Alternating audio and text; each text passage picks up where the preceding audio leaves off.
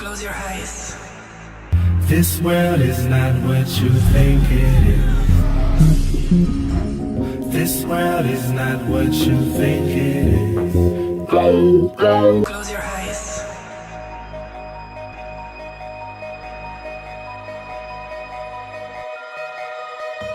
So there it is. The Earth from outer space. Do you believe this is a real, live recording? Do you believe? How about now? Does this make it more believable? Ask yourself. Is this real? Do you believe? Is this real? Let's try this another way. Breaking news.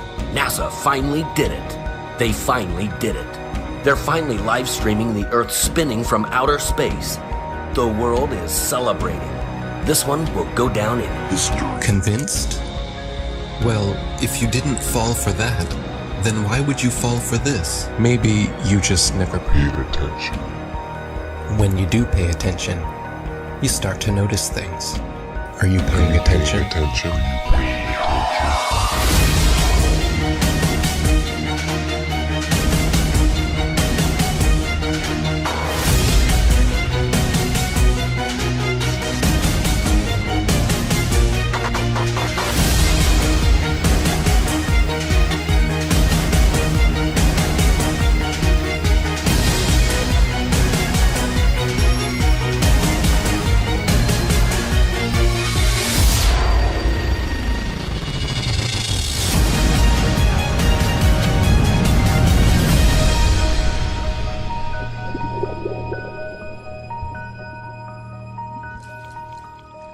Did you know that starting at the end of 2015 through 2017, Flat Earth was one of the top searched terms in the USA, let alone the world?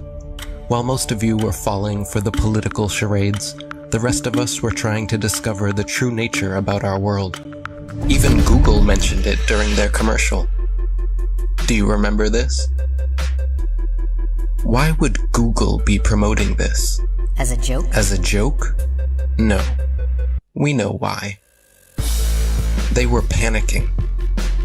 Panicking because the platform they purchased 10 years ago was collapsing with truth. The powers that be would not allow that. As we want to provide users with authoritative, trustworthy information. I'm sorry to cut you off. I only have a minute and a half, and I don't really need to hear what you're trying to provide. I want to know how you're dealing with all these conspiracy theorists on your platform.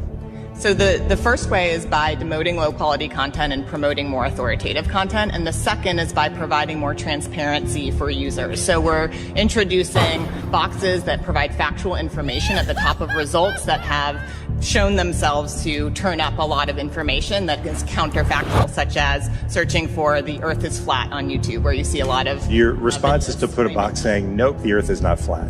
Correct. Okay. So instead of deleting all of the millions of videos we have made, they simply decided to bring in their puppets to reiterate the agenda at stake. We are already sufficiently motivated to invest the necessary resources and people in addressing this threat. You can tell it's real because it looks so fake, honestly. The Earth being flat is getting out of control. Can you please help? When you stand on the shoulders of those who came before, you might just see far enough to realize the Earth isn't flat. 1 + 1 is? 2. What color is the sky? Blue. And the Earth is? Round. Second is here. This float celebrates flat Earth theory that is spreading ironically around the World and its possible roundness. Spinning. Now they are talking about it. They want you to search for it, because they already changed their algorithm to be set up in their favor.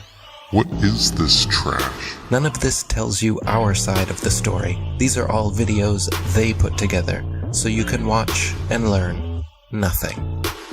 Nothing that any of us would show you. Like here, have you ever seen a time lapse of the sun? Does it look like the Earth is rotating backwards and the sun is still? Or does it look like our sun is simply moving across our sky, traveling away from your perspective? Again, but with some inversion. You can clearly see the sun, not only decreasing its size, but heading towards its next destination, with a slight turn before it disappears from your line of sight.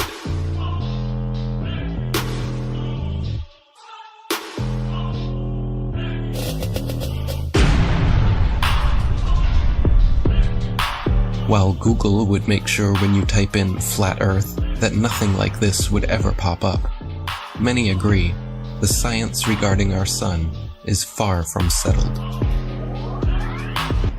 It doesn't take a genius to understand that the further the light source goes up, the more the sun rays would spread out and become parallel. The reason you'd even think that the sun... If the Earth was flat, wouldn't it be sunny all the time? I mean, have they ever even thought about it? Well, if you'd let me finish, the reason you'd even think the sun would be visible from anywhere on Earth is because of the images they have shown you. No one promoting this bull stands for truth. You can keep believing in your fantasy gas ball 93 million miles away. You can keep believing in your fantasy gas ball. While we keep experimenting to try and figure out what the sun actually is, and how close it could be. With a local hotspot, it should be easy to comprehend that the sun is small and close to you. What we see is a local sun that is taking its local light with it. What happened to the horizon glowing across half of the world? Most sunsets are already fading through pollution, dander, chemtrails, and fog. Plus, refraction will always make the sun seem like it's going down, as well as your perspective. Pay attention to the sun rays here.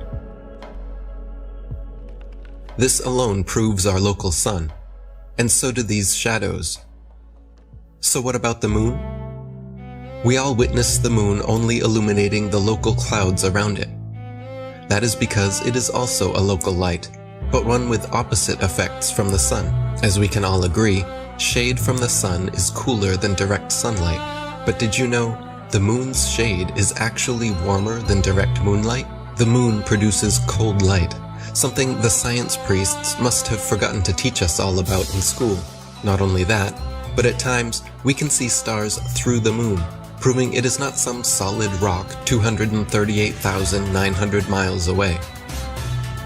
In the 60s, true science regarding the moon was the shadow band topic of its era. I consider myself to be an ordinary, humble person who wants to serve mankind with what man has striven for from the beginning of consciousness, with truth and understanding of the world.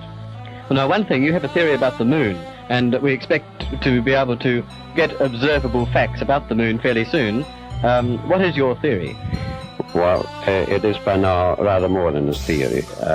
10 or 11 years ago, I stated to various scientists that the moon is not a piece of rock, but it is plasma, cosmic plasma. Gravitational theories are out, and a new concept of the cosmos and of its laws has to be evolved. This fact will eventually be confirmed. I made certain predictions which were already confirmed in 1958, and the situation now is coming close to a complete confirmation. What will be the result if you're proved to be correct in your theories? The result will be profound and decisive.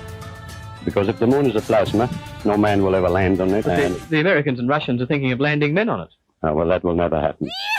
People actually believe they walked on the moon, talked with Nixon, played golf, drove a car, and planted a flag. If you really believe that Neil Armstrong took the first step, then why do you give any credit to the cameraman already there waiting for him? These guys were all US military men coerced into acting. They wanted the money and power that came with the deal, of course. The problem was, they were terrible actors. They couldn't even pretend to be excited, knowing they were lying to the world. But the show had to go on. Michael Collins and Neil Armstrong rarely spoke in public about it, but there was one man not shy about lying to your face. The spokesperson for the Apollo deception. It's my pleasure to present Colonel Edwin Aldrin. No handshake, hug, smile. Their facial expressions are similar to those experiencing constipation, not celebrating an accomplishment. Distinguished ladies and gentlemen, it is with a great sense of pride as an American and with humility as a human being that I say to you today what no men have been privileged to say before. We walked on the moon. I mean, they couldn't pay them enough to look up and smile? Society has always debated these planned Apollo events since day one, never imagining then that almost 50 years later, they haven't had the balls to fake another. From these astronauts' helmets, it's ridiculous. When I saw it, I was like, this is a joke. So many times during spacewalks outside the International Space Station, we can see air bubbles rising up. Can you touch on how there are air bubbles in space? Can you be more specific? Air bubbles? So yeah, like a lot of times during the footage, the NASA footage, you can see bubbles coming up out of the helmets or kind of from underneath you. How do you explain bubbles in space? Yeah, often on the outside of the space station, you'll liberate little pieces of, it's a really harsh environment out there, and the outside of the space station gets beat up pretty good. And sometimes, you'll see just little flecks of paint or something that you might have disrupted floating away from the suit. And, that's generally what that is. I've never seen any kind of air bubble anywhere. Could it be that you're filming in an underwater pool and you're not really out there? All right, well, I just encourage everyone to look up bubbles in space, hashtag bubbles in space. Thank you very much. How's bubbles in space doing? How's what? Bubbles in space. Bubbles in space? Yeah. I don't know what that is. No? You Mr. Kelly? Yeah. Oh, yeah? You don't remember the question from Tampa about the bubbles in space coming up from the helmets? Yeah, you guys are in an underwater pool, remember? We know. Just remember. What's up, man? Can you sideline the hashtag bubbles in space? Hashtag bubbles in space? Bubbles in space, brother. What's your word on that? What is that? Yeah, you were asked that 2 times in the past couple months, actually, about bubbles coming out in the spacewalks. Oh, you're that guy. I'm not that guy. I'm one of those guys. Yeah, I'm not gonna write that. And then, thank you so much. There you go. Astronauts on harnesses as well. Anything to say about that? Do I have anything to say about it? Yeah. I have anything you want me to say about it. What do you want me to say? Whatever your thoughts are. I just want your honest opinion. 1 second. About what? There's video evidence of guys hanging from harnesses in the International Space Station. Sir, we need to keep going. There's a very long line. Thank you so much. Can you please step forward? Thank you so much. How about please step forward, selling a book of pictures with taxpayer money? How about that? Thank you so much. Taxpayer money? These were all on taxpayer dime, wasn't it? Not this one, but the picture book. Go back over here. You know what you can do? You can sell the same pictures yourself because they are public domain. Absolutely. They should be free to the taxpayers. They are free. Why are you selling it for $40? You can do whatever you want with them. Well, you're doing it a disjustice by ripping off the taxpayers. You know what you're doing. Hey, thanks for coming. Once people start realizing that we've been lied to on a grand scale, everything from the government to our schools, it all just comes crumbling down. It shocks me how many people actually believe they're floating above our heads. I've seen the International Space Station on YouTube and the astronauts floating about in it while they're orbiting the Earth at 17,000 miles per hour. You can't do that unless you're in outer space.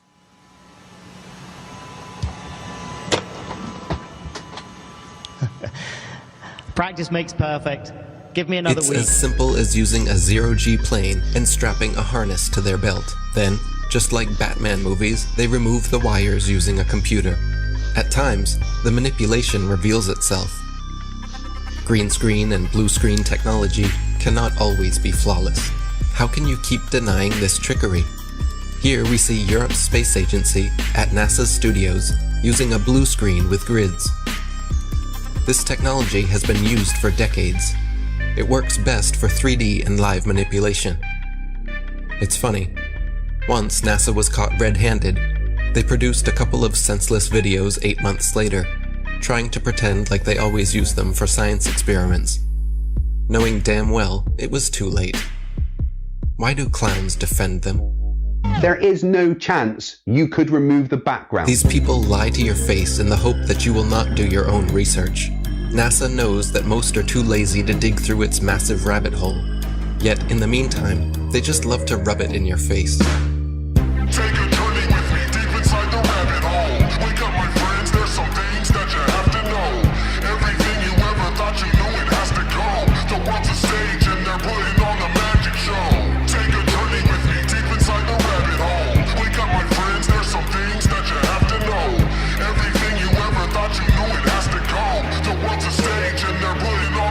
They steal $52 million per day from American taxpayers just to create a fantasy display of men orbiting their spinning pear-shaped space testicle Earth.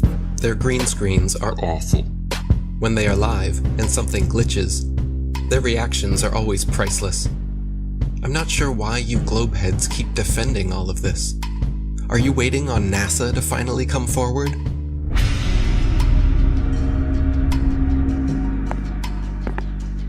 Good evening, ladies and gentlemen, dear citizens of America. We here at NASA have been lying to you all since the 60s about our projects, operations, and missions into outer space.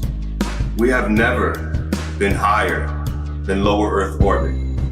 Right now, we only can fly in Earth orbit. That's the farthest that we can go. Every image we have shown you is CGI. Our films are mostly done in an underwater buoyancy facility. We have funneled millions of dollars per day to show you cartoons and false illusions, and we are truly very sorry. We will repay all taxpayers back the trillions of dollars we have stolen. This will be divided evenly between the citizens of America, as well as rebuilding poverty-stricken towns and cities all across America, as this department has finally come to an end. Isn't it weird that every space documentary, all the series, I had them all, Joe had them all, we watch them all the time. I try to remember all the about a neutron star and a supernova. I was, me and Joe were deep into space. Beyond Venus, 93 million miles from the sun, is Earth. Its great oceans forming the clouds and air currents which warm and irrigate the planet. I thought I was better than people because I knew so much about space. And every now and then I'd watch all that and wonder, what? This is all cartoons. And every now and then I think to myself, it's weird that we're not watching any actual footage of space. It's all CGI. All DVDs on space are all CGI. There's nothing real. And everyone watches that, they believe it, the narration is all programming. What's above us and what we're on, we're being lied to. Don't we have Hubble? Why don't you point it at the Earth and get some awesome shots of where we live? All the pictures and images from space are CGI. None of them are real. We haven't gone past that. What, are you telling me that that's okay? We could just gloss over that? And they admit that they're all CGI, except for one in 1972, which is fake. They have one picture. They say one is real, 1972. All the rest are CGI. Like, where are the pictures of Earth from space? I want to see a picture. I want to see tens of thousands of them. I want to see the sun over here and the moon over there. People should have posters and all over the world. People should have these epic pictures of the Earth from space with the moon over here and the sun over there and the planets. There's none. Literally zero. They do sometimes exaggerate, like claiming they used a NASA camera 1.6 million miles away to take this alleged video of the dark side of the moon. It doesn't take a genius to see how undeniably computer-generated this image is. And yet, you think we are the moronic ones? I would rather be thought as a moron for not trusting criminals than a sellout and a traitor for defending them. The reality is... The things that come out of your mouth, are you saying something that a defense attorney would say, or are you saying something that a prosecuting attorney would say? When it comes to the government, that criminal, that's like John Gotti, I'm saying that a prosecuting attorney would say, not saying like, we'll prove it, it's a criminal. Without a doubt, whatever's coming from the government, I need the kind of evidence that would shut down a case. If I don't see the evidence, why would I believe it? What is gravity? You have no idea. Okay, next question. So you're telling me gravity is strong enough to hold oceans onto it, battling inertia from the spin. So gravity's holding oceans, inertia's trying to pull it out and make it fling. Skyscrapers would fling off the Earth, but this gravity's holding these. It's so strong, it's holding the ocean, but it can't hold a helium balloon. Things that are less dense go up, things that are more dense go down. Has nothing to do with gravity. Where's gravity at with butterflies? You would think that if gravity's so strong it's holding skyscrapers down to it, we would be flat on the ground. There is gravity all the way out to the moon and beyond. Long before the theory of gravity was a glimmer in Newton's imagination, the natural physics of density and buoyancy already perfectly explained why apples fall down. Objects fall or rise based on their relative density to the medium surrounding them.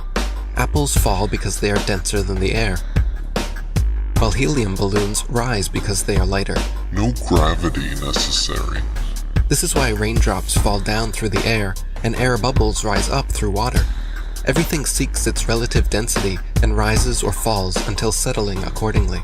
This is why a tiny pebble sinks to the bottom of the ocean, but gigantic cruise ships and aircraft carriers stay afloat on the surface. Because even though a pebble is so small, its mass, relative to its volume, its density, is more than water, so it sinks. And even though a cruise ship is so large, its mass, relative to its volume, is less than water, so it floats. If Newton's apple had landed in a puddle, he would have seen the apple only fell through the air because it was denser than the air, but then floated on top of the water because it was less dense than water. The natural physics of density and buoyancy was understood and agreed upon for centuries before they changed our textbooks and started NASA. All our space information is coming from NASA. Wernher von Braun was the director of all 6 moon missions, and he's a Is that not a comic book? That's a comic book.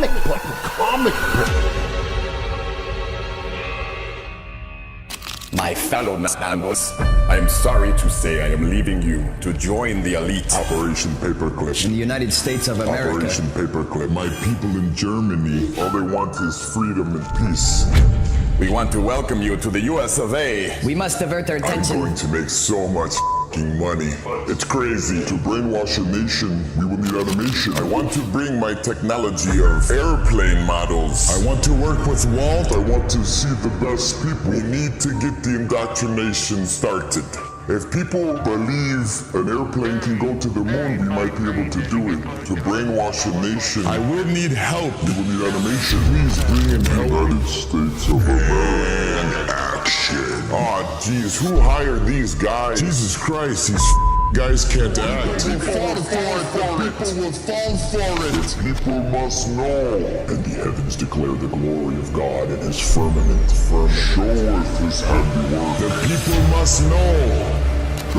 Ask any airline pilot what the shape of the Earth is. When they're done laughing at you, they'll tell you it's a sphere. That's not, and that, yeah, no, the ground looks to us like it's standing still. Did you notice any curvature while we were up there? No. No? What'd you see while we were up there? Just the blue sky, white clouds. Yeah, is it flat or? Pretty flat. Pretty flat? Yeah. Okay, thank you. I was reading a lot of stuff on the flat Earth. Okay, yeah. True. That's true? Yeah. Okay, all right, cool. All right. God bless, brother. Did you notice any curvature while we were up there? Curvature? No. No? There's no curvature? It's just all flat. Casey, how are you, mate? Pleased to meet you guys. There's no way there's curvature. We're round and flat, aren't we? Definitely. We are, aren't we? Thank you. Most pilots know their plane is flying over a plane. A stationary plane. Always a smooth and level flight. We never feel the plane dipping its nose down. We only feel the landing. Which flight route matches reality in your mind? If you chose the left, you may need medical attention. Everything beneath you while flying is level and motionless. Just as expected, flying over a stationary plane.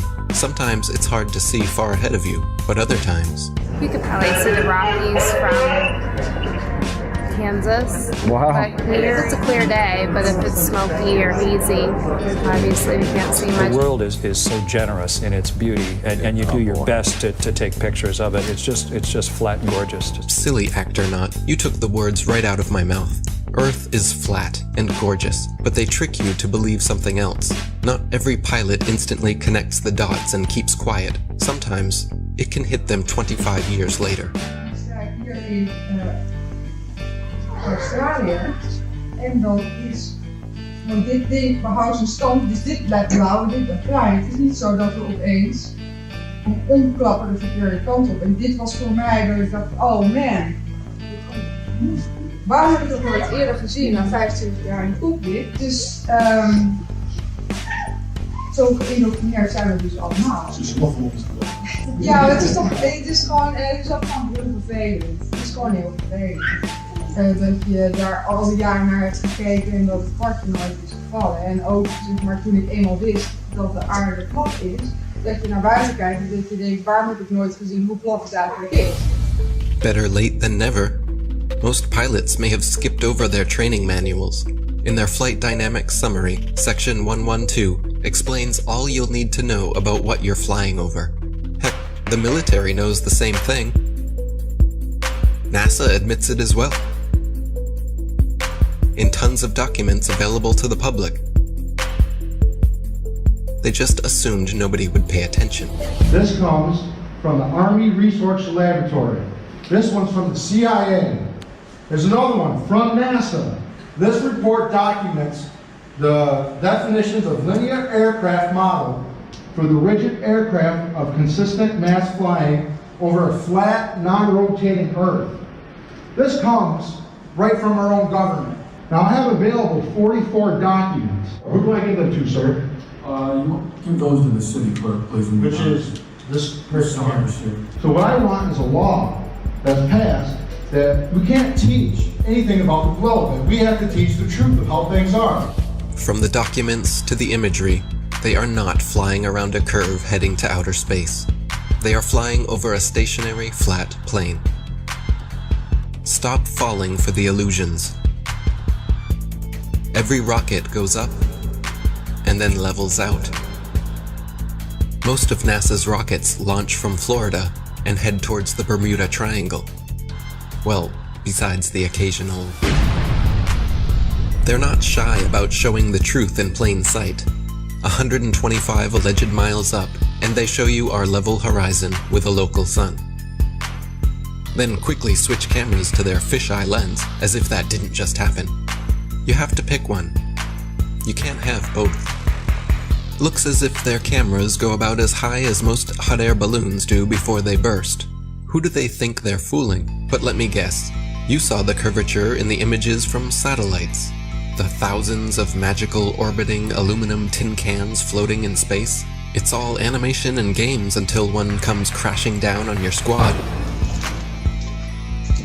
Many crashed satellites have been reported the world over. And the one thing they all have in common is giant helium balloons attached to them. Of course, satellite technology is real.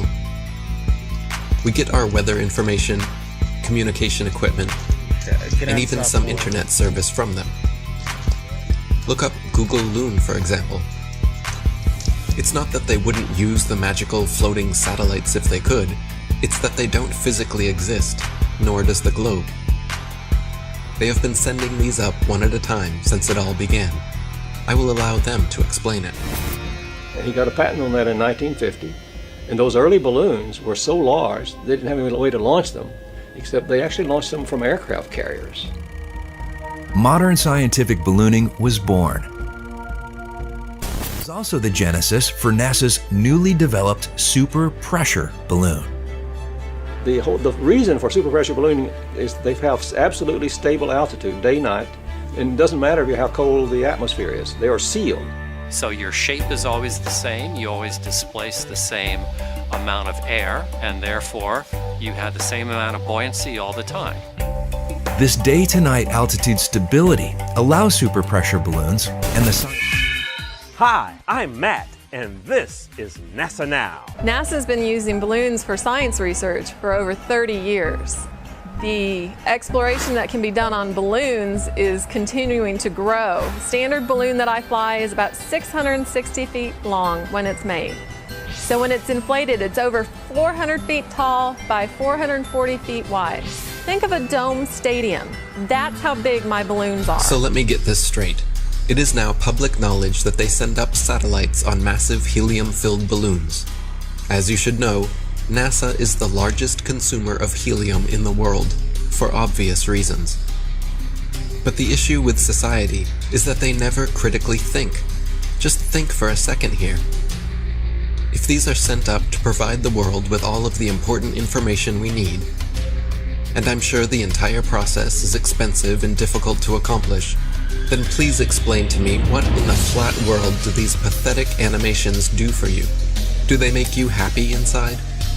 Are they so super duper cool that you cannot see past the obvious CGI? The fact of the matter is everything NASA sends up on a balloon simply hovers above our motionless Earth. That is why they rarely speak about orbiting satellites, and of course, they never show footage. Here is some footage of a random evening with a man, the moon, and his Nikon P900. Notice anything floating up there? Forget it, Bart. It's so bright out you can't see anything in the sky except the Fox satellite. Another remarkable fact about NASA's balloon launches is that many are launched from Antarctica. Is it because we cannot travel past certain parallels to witness their launches with our own eyes? What else are they hiding from us over there? It would be nice if someone was allowed to truly explore Antarctica again. It sure has been a while since the last guy. Greetings to you, my young friend. Our very distinguished guest for this evening is Admiral Richard E. Byrd. I must say that Admiral Byrd, our guest tonight, is not only our greatest living explorer, but he's been an inspiration to countless Americans. Admiral Byrd, is there any unexplored land left on this earth that might appeal to adventurous young Americans? Yes, there is. Strangely enough, there's left in the world today an area as big as the United States that's never been seen by a human being. And I think it's quite astonishing that there should be an area as big as that unexplored. But more important than that, it has to do with the future of the nation, those to come after us, or even during your lifetime. Because it happens to be an untouched reservoir of natural resources. Looks like we're gonna have Eric Dubé, he said he's agreed to do it, talk with Neil deGrasse Tyson. What? Yes. I had asked you to debate one of them flat earth guys. No, I can't, no. I know. We talked about it and we were gonna have him on Skype. No, what we do is, and I think this is a diabolical plot, so that the next time we can ship people en masse into orbit, they all want to be the first in line because they know we're going to send them, so that they can see the round Earth. They're going to be the first ones in space, just so they can stop annoying the rest of us. I don't think you're correct. And I know that you're not correct. Why the backpedaling, Neil? You already agreed to debate me on Joe Rogan's podcast. The show was scheduled, posted on Joe's site, announced on air twice, and then you suddenly decided that you, quote, don't debate flat earthers. What happened? I'll tell you what happened. Someone at NASA told Neil, we're not going to let you go head to head with Eric Dubé because he'll make you look foolish. Prove me wrong.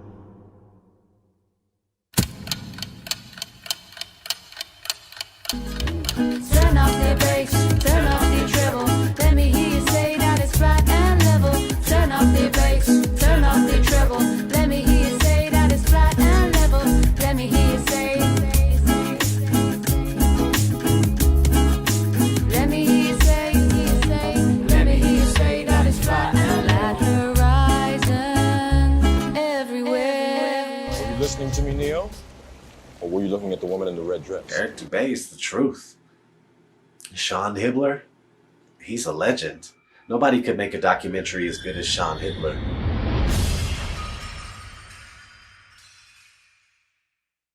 And this certainly has to be the most historic telephone call ever made from the White House.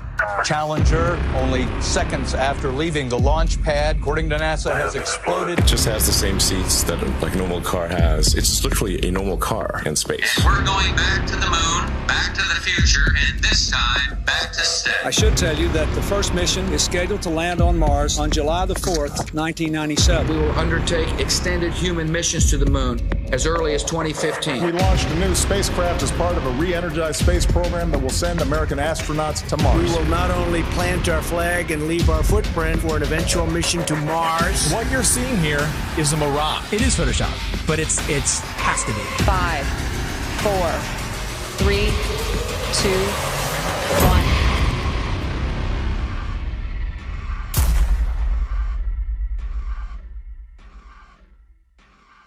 The one thing globe believers need to understand is that you don't just take the spinning ball Earth and flatten it out and put it back in the heliocentric model. Like it's just the only misfit planet and it's flat and the rest of the planets are round. No flat earther has ever said that. No flat earther will ever say that because it's not what we believe. The Earth isn't a pancake floating in outer space, and you will never hear a flat earther say that.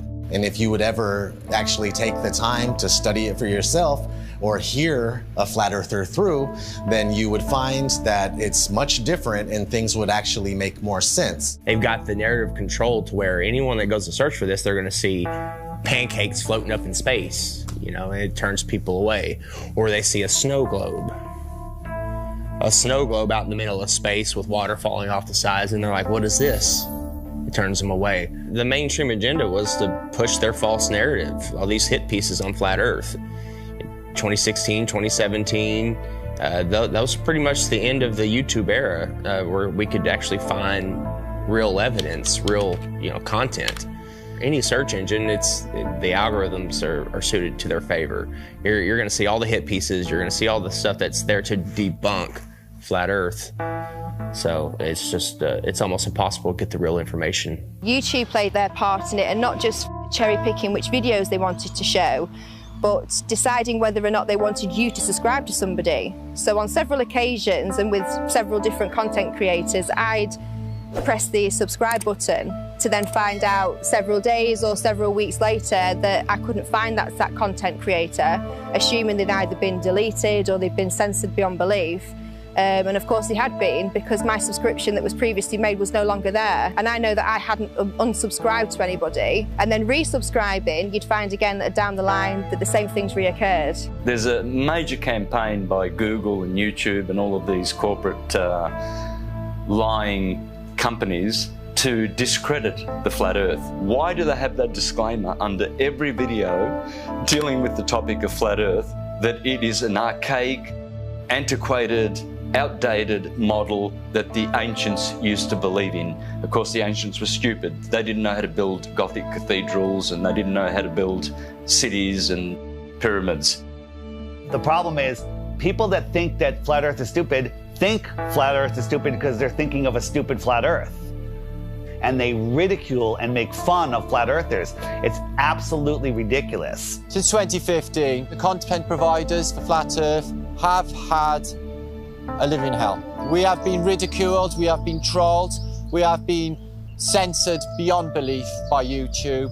It's really difficult to get the truth out there. YouTube controls the algorithm.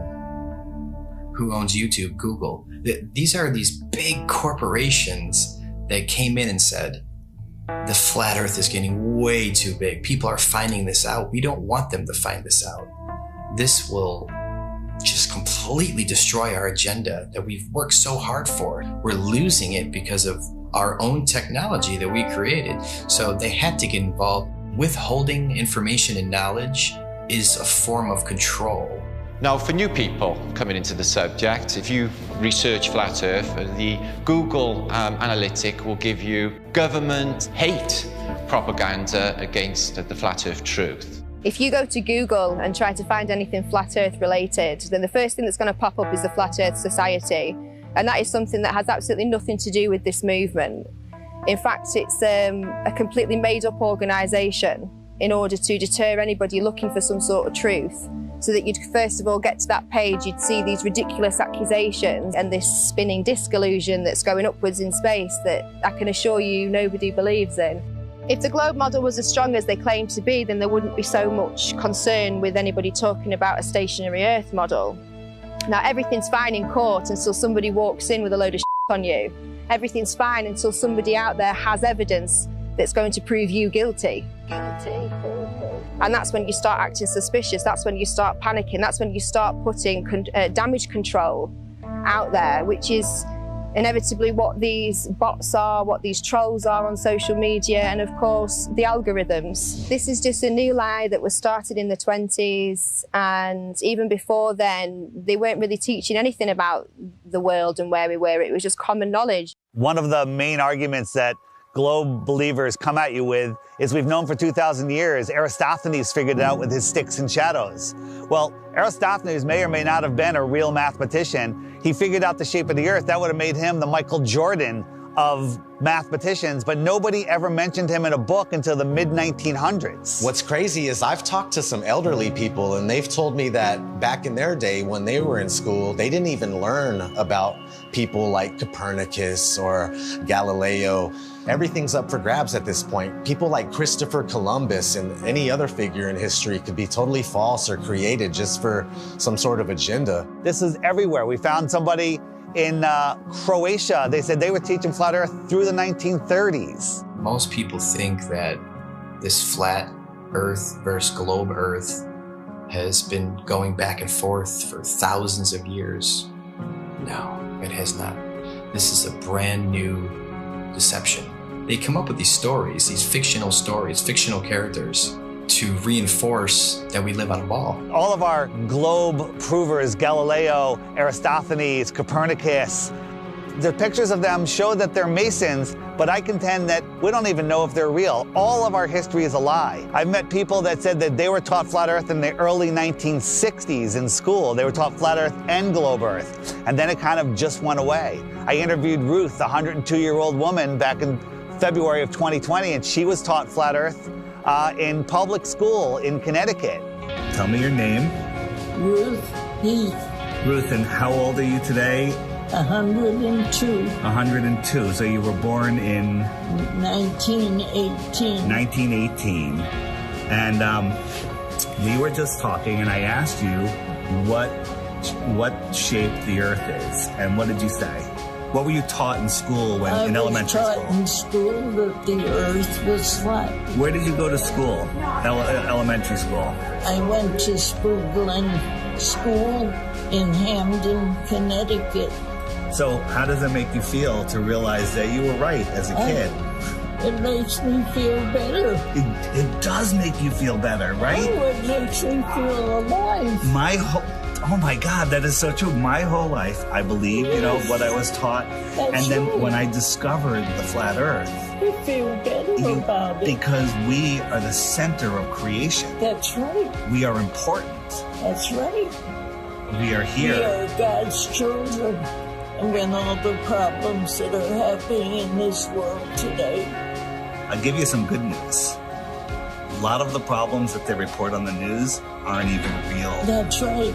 That's right. They're just keeping us in fear. Keeping up. That's right. That's right. That's right. I understand that. I understand. They just say what they want people to know. That we never went to the moon? That was all fake? Is that right? That's correct. I saw that all happening. Yeah, so did I, and we all believed it, but that was just to reinforce that people to believe they can live on a ball, they can walk on a ball. It's such a lie. It's such a lie, but knowing the lie is like going to a magic show. I woke up. Yes. That's what we call it. We call it red. This is your moment of waking up. It's when you go to see a magician and you know how the tricks are done, and the magic no longer works on you, and you're free from the illusion. So knowing this is going to free your heart. Cry. Yeah, it's okay. It makes me cry. Happiness. Yes. Tears of joy. Yes. Thank you. All right, give me a hug. Here we go. All right. Rockefeller seems to have a role in this. He started the General Education Board and continued being involved with the educational system. The fact of the matter is, the people that have been in control, they're in control now, and they're going to continue to be in control, whether they pass it down or change the name, whatever it may be. But yeah, I mean, whenever Rockefeller's name is tied to something, it's always something to question, that's for sure. That's a huge red flag for me, that they can come in and change everything we know, all of history, and turn it into deception, and keep teaching the deception over and over and over again until it becomes the norm. The same man who said that he wanted a nation of workers and not a nation of thinkers This was the same person who was found guilty of antitrust violations around the turn of the 20th century, who then went on to get his fingers in all of the education systems, of course with the promise of, I'll give you money, I'll make sure that your school has everything that it needs as long as you push these textbooks, as long as you push these narratives and you push these ideas. I'm going to give you a nation of workers and not a nation of thinkers. And that's exactly what we've become. Now, this should tell you something, why we can't talk about literally the thing that we're standing on. Why is that? Okay. You are moving 1,000 miles an hour as Earth rotates. You are moving 18 miles per second in orbit around the sun, and you don't feel any of that. Okay? Okay. You don't feel any of that. So if it's trying to fling you off the Earth, okay, but the force of gravity is resisting back, by what force is it trying to fling you off? That upward centrifugal force subtracts from the gravitational force that the Earth is trying to put on you. It subtracts. Okay. So Chuck, what do you weigh here and now? 192 pounds. Yeah. I'll give you the 190 pounds, okay? Okay. So if you do the math, you run to Ecuador, because we're in the Western Hemisphere, so let's stay there. You run to Ecuador, you will not be 190 pounds. You'll be like 185 pounds. What? That's how significant it is. That's if I did my math correct, and I think I did, there are pounds less that you weigh for living on the equator than for living anywhere else, simply because the spinning Earth is trying to fling you off. Nice. Yes. Yes. If the Earth is spinning at 1,000 miles an hour in a curved trajectory, we're dropping at a rate of miles per minute. But somehow none of that inertia affects these rocks here, which are perfectly balanced. The fact is, the Earth is stationary, and that is scientific, not pseudoscience. In 1879, George Airy, astronomer royal for 49 years, who did a telescope experiment and proved that the Earth was stationary. Then we have Parallax, also known as Rowbotham, who carried out an experiment in the late 1800s on the Bedford Levels experiment, where he went at a distance of 6 miles, which should have showed up some sort of curvature of around 16 foot. No curvature was seen at all. Then we have Michelson, Morley and Sagnac in the early 1900s with their interferometers, using light instead of telescopes this time. And with their interferometer experiments, they proved that the ether over the Earth, the field, is moving and the Earth is stationary. We also had Michelson Gale. They did an experiment in the 1930s and proved that the Earth is stationary. One of the greatest science experiments of all time, in my opinion, is from Marconi. Marconi in 1901 set up transmitters to send radio waves, like signals, wireless signals across the ocean, Atlantic Ocean, okay? So he has one set up in Europe and one set up in Canada, okay? And they're sending signals, I think the letter S was the first one, boom, and it worked. Almost 2,000 miles across the ocean, they got the signal. There's no curvature. You're talking about 600 miles of curvature between the 2 points, but it worked because all water's level. I don't even know if he was trying to talk about that at the time. It was just more about his technology that he was coming out with. And have you learned about that in school? No. Then we have Pierluigi Ghina, a colleague of Marconi. And before he died, he showed people in his laboratory how the Earth is stationary. You can go to my channel, Mr. Astrotheology, and you can see videos of Mr.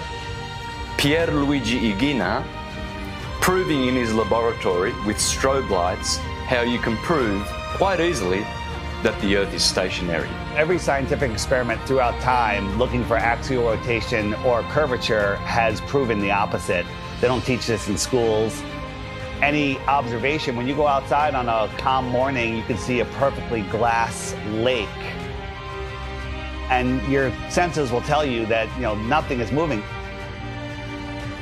We, stationary earthers, we have science, real science, on our side, and the globies have pseudoscience.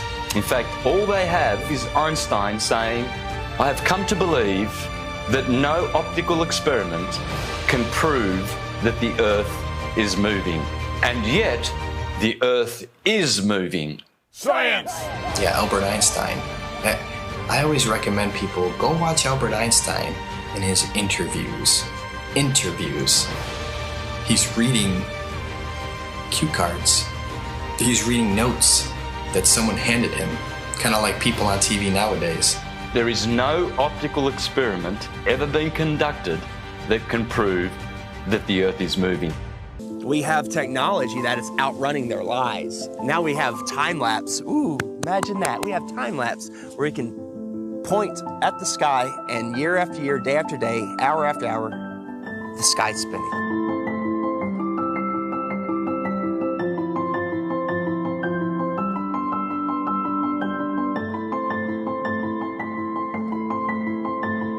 Every day there should be different stars, random stars, in the sky if we are traveling at 650 million miles an hour, which is Mach 870,000. Do you really believe that every year we move through space at 5.5 trillion miles every year? And yet every year the same stars keep turning over our Earth. Aries, Taurus, Gemini, Cancer, Leo, Virgo, Libra, Scorpio, Sagittarius, Capricorn, Aquarius, Pisces. Year after year after year, and yet none of those constellations distort, change shape, get brighter. There has never been, in recorded history, we have never seen any star get brighter or dimmer or any shape of those constellations which are still recognizable today as they were thousands of years ago. They never suffer any parallax or distortion. Polaris has never moved in all of recorded history. Point your camera up at Polaris and do a time lapse and watch God's perfect timepiece spin above you.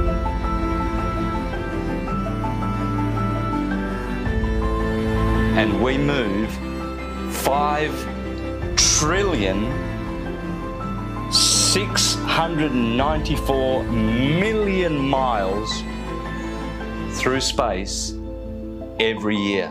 Congratulations to you if you believe that. It's called education, indoctrination, and dumbing down.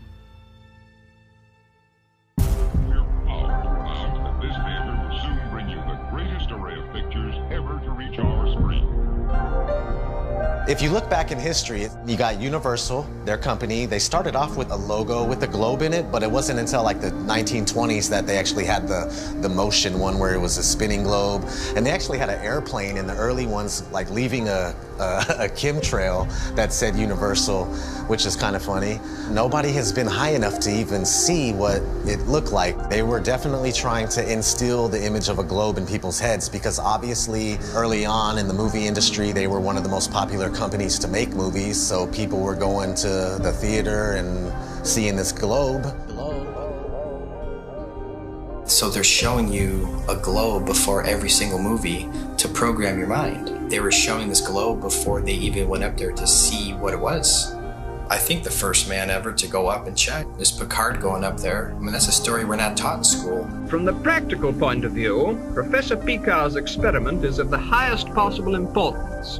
These timelines, these dates, these are facts. We got Auguste Piccard coming out in the 1930s in an actual publication by a science journal saying that the Earth looks like a flat disk with an upturned edge. Besides Universal programming you had Walt Disney programming you with space documentaries for almost 15 years straight. Some pretty crazy propaganda in the 1950s. There was one called Man in Space. He's talking about taking men to the moon in a rocket. And then if we cruise on, we got Richard E. Byrd. He goes on Longines chronoscope, and he's sitting down and he's telling people. Strangely enough, there's left in the world today an area as big as the United States that's never been seen by a human being. Shortly after Richard E. Byrd did that interview, they put the Antarctic Treaty in place, and then 1 year later, NASA is established.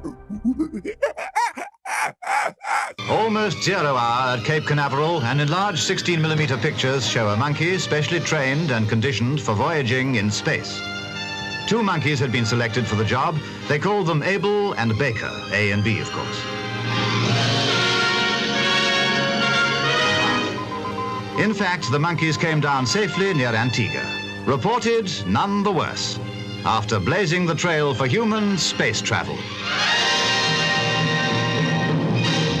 They come in and they're the gatekeepers for your mind. Like, they're making sure that people think that they live on a spinning ball, and that's their sole purpose, that it has always been their sole purpose.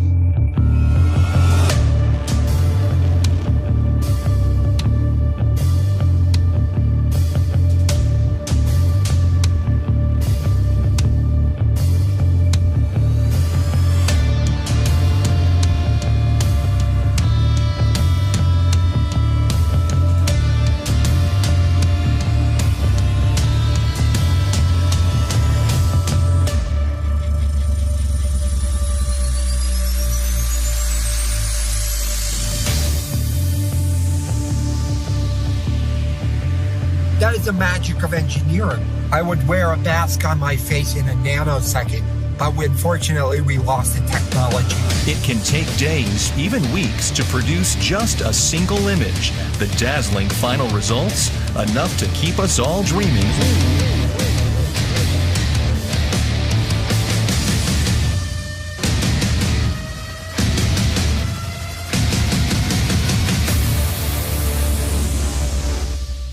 NASA is hiding the frickin' flatness of the Earth. Why? It's okay to say, I have a fisheye lens, right? Because, yeah, fisheye lenses are useful. You know, you get more, you know, in architecture, or, you know, realtors use them. But when you're doing it too much and you're not really coming out and saying why, questions build up.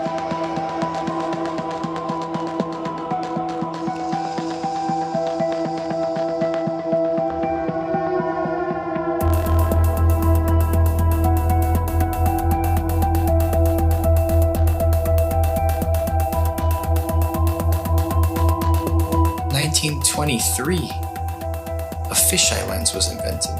So these space agencies had a heads up already. And the fisheye lens was originally, I think, $27,000 to purchase. And this is in 1923. I mean, today that's about, what, 100 grand, 200 grand equivalent in cost? And people would tell me, Hippler, I'll give you that. NASA is a lying government entity, right? But what about Red Bull? Red Bull is just an energy drink. And I saw Felix Baumgartner jump out of a space capsule. Flat Earthers did a great job of debunking that. Of course it's a fisheye lens, it's not even a question. What most people don't know is that Neil deGrasse Tyson, you know, the science priest of modern day, that everybody loves and they listen to him. Oh, he's so smart. Oh, he is a smart man in the sense of he knows that we debunked the out of that. And that dude who jumped out of a perfectly good balloon, Felix Baumgartner, edge of space jump. Now, you know, I don't. It's he wants to. I don't have a problem if he does it, but the honesty of it would greatly diminish what I think people thought he was actually doing. And not only that, they made sure to photograph him standing there with a really wide-angle lens, which curves horizontal lines. So in the photo, you see this curvature of Earth's surface, and he said, wow, he's in space, look at that. No, he's not. At that height, you don't see the curvature of the Earth. You just don't. That stuff is flat.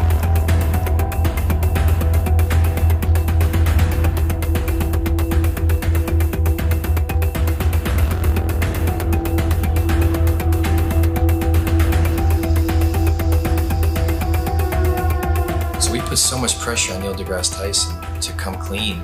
He had to. We exposed Felix Baumgartner. That's a complete fisheye lens. There's no curvature at all on this Earth, let alone they're trying to sell it as 23 miles up, there's curvature. Even though people will sit there and swear they saw curvature out of an airplane 10 miles high. Yeah, okay. So your priest Neil deGrasse Tyson admits 23 miles up, no curve. How do you feel about that? All right, maybe you say that's no big deal. Okay. Even though Felix Baumgartner himself said he could see the curvature of the Earth. It's almost overwhelming. When you're standing there in a pressure suit, the only thing that you hear is yourself breathing. You can see the curvature of the Earth. You can see the sky is totally black. You can see the curvature of the Earth. You can see the curvature of the Earth. You can see the curvature of the Earth. That's 120,000 feet, 4 times higher than most passenger planes fly. So that should make you go, right away, what's going on here? Who's lying, right? But you don't think there's an agenda here? You don't think people are lying here? Fast forwarding to recently, Richard Branson, his Mr. Billionaire himself. Officially the first billionaire to travel to space, so Richard Branson. So you go 63 miles up, you would all probably assume that, of course, you could see this giant curve of Earth. You're 63 miles up. Richard Branson supposedly goes up 63 miles, even though it's nothing but fisheye lens footage. We exposed that. Here comes Neil deGrasse Tyson again, damage control time. Oh, by the way, you didn't ask, but I'm going to tell you. Do you know how high up above the Earth he was? No. So if you take a 63 miles. Oh, yeah, say right. So take a schoolroom globe, and that's how high above it is he? So he's about 2 millimeters above the surface of a schoolroom globe. So nobody has seen the curvature of the Earth from that height. I just want to make that clear. You can't see the curve out of an airplane, right? 10 miles. You agree? I hope you agree so far. Okay. So 10 miles up, no curve. Red Bull 23 miles up, no curve. Branson 63 miles up, no curve.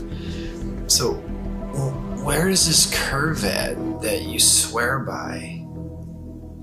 Because if you live on a ball, I don't care how big the ball is, it could be 4 times the size of what they told us, you would still see a physical curve at some point. That's what the horizon's supposed to be. That's how the sun is going. I mean, there's a curve of the Earth. All these theories involved with the curve of the Earth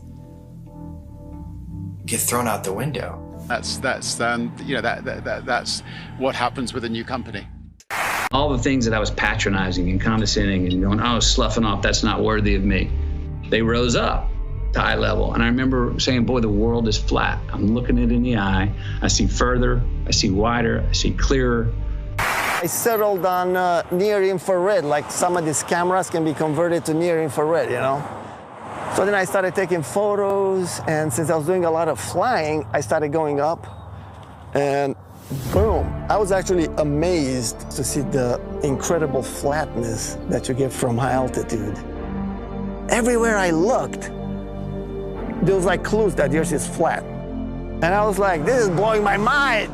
Everywhere I looked, the Earth is flat. And NASA is lying about the curvature. So I said, something is eerily wrong over here, man. When I saw across the Gulf, right off the coast of Texas there in Louisiana, flying to Orlando, and I saw all the way out in the distance, and you could even see the rays of light at a different angle. That tripped me out. But if you really go up high, then you realize, oh my God, the Earth is extremely flat. This would be impossible on a globe.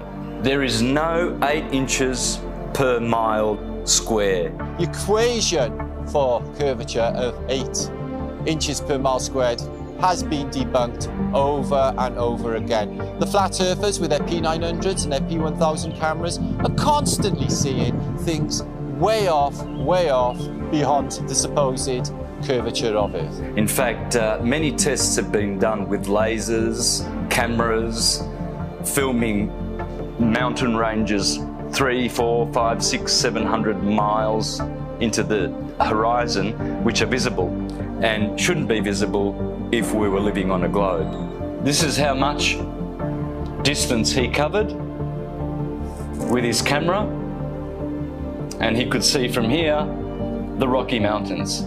There you go.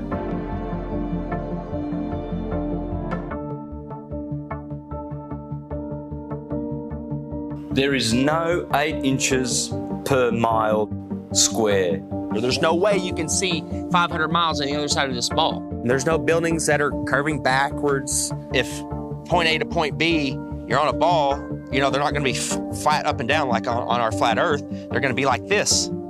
There's no tilting. They've measured distances from the base of buildings to the top, level and flat.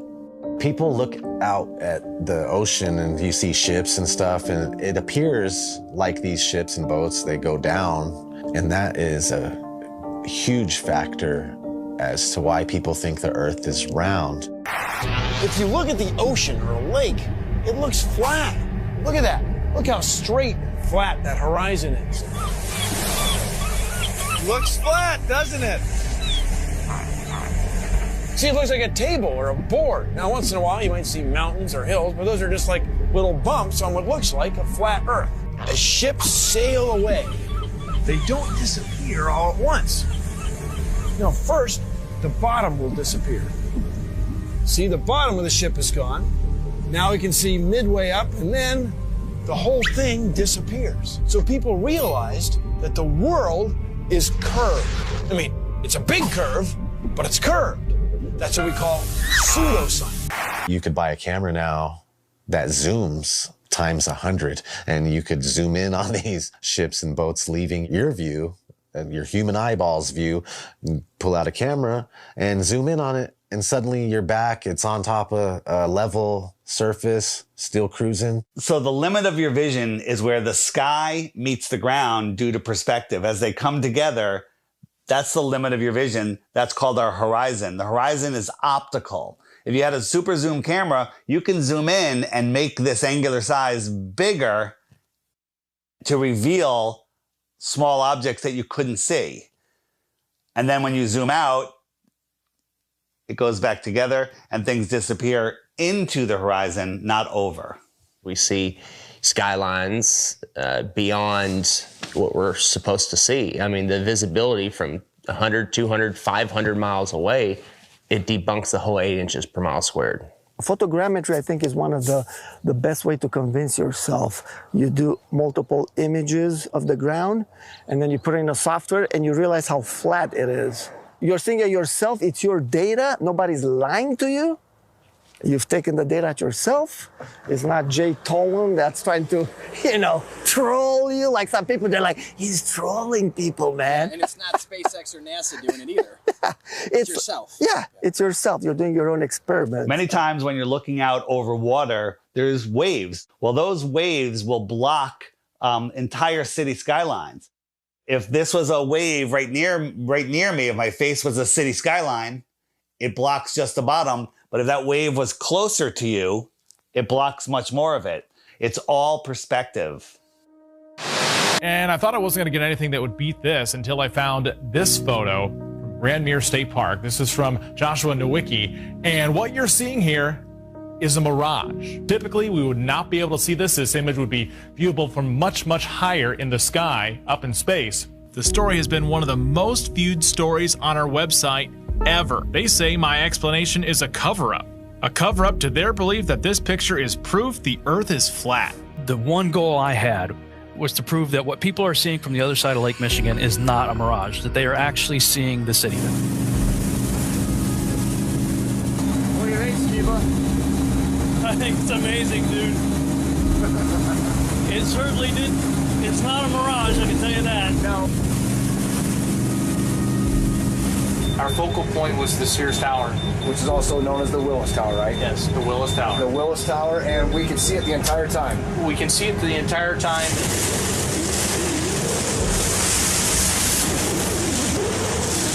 That's not a mirage. That's not a mirage, whatever you're looking at. See it? Yeah.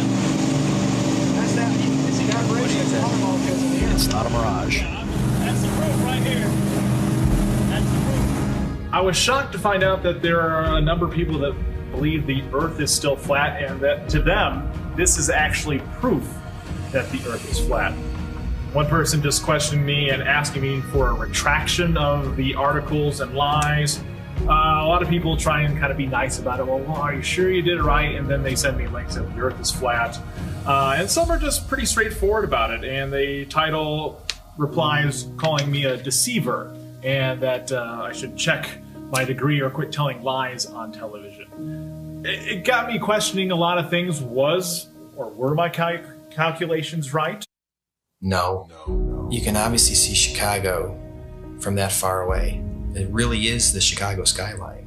We can see things farther and farther away than that and prove it. You can prove it yourself. You can go there on a clear day and see the same thing. You can go do the same tests and prove it to yourself. That's the best way to do it, right? Prove it to yourself. You're not taking anyone's word for it. You're doing your own experiment. It's not a mirage. It's not an illusion. It's Chicago from 60 plus miles away. I mean, we could barely see the street sign a few blocks ahead of us on a foggy day. I mean, they're spraying our skies with shit all the time. You can open your weather app right now and it'll tell you the visibility. But that's how far they're telling you can see through the weather patterns. There's so many different factors of why we can't see that far. We're not superheroes. I mean, take any flat and level road around your house safely. Test it out, make sure it's level. But you take your camcorder and you bring it all the way down to the ground and you zoom in and you see all this distortion and it kind of vaporizes and globe heads want to act like this bridge is bending around a curve and there's the curve. It's like, no, it's an optical illusion. That's all it is. This has been replicated many, many times. There is no curvature. Stop fooling yourselves. That even something like the sun, when it goes across this huge plane, it sets and it disappears due to perspective. So you're seeing it come and go on such a vast plane. It's so huge that the sun could come through and go so far away that it just goes out of your view and behind so many false horizons, i.e. mountains, trees, forests, city buildings, just really tall things. Keep in mind, the sun is much smaller and close.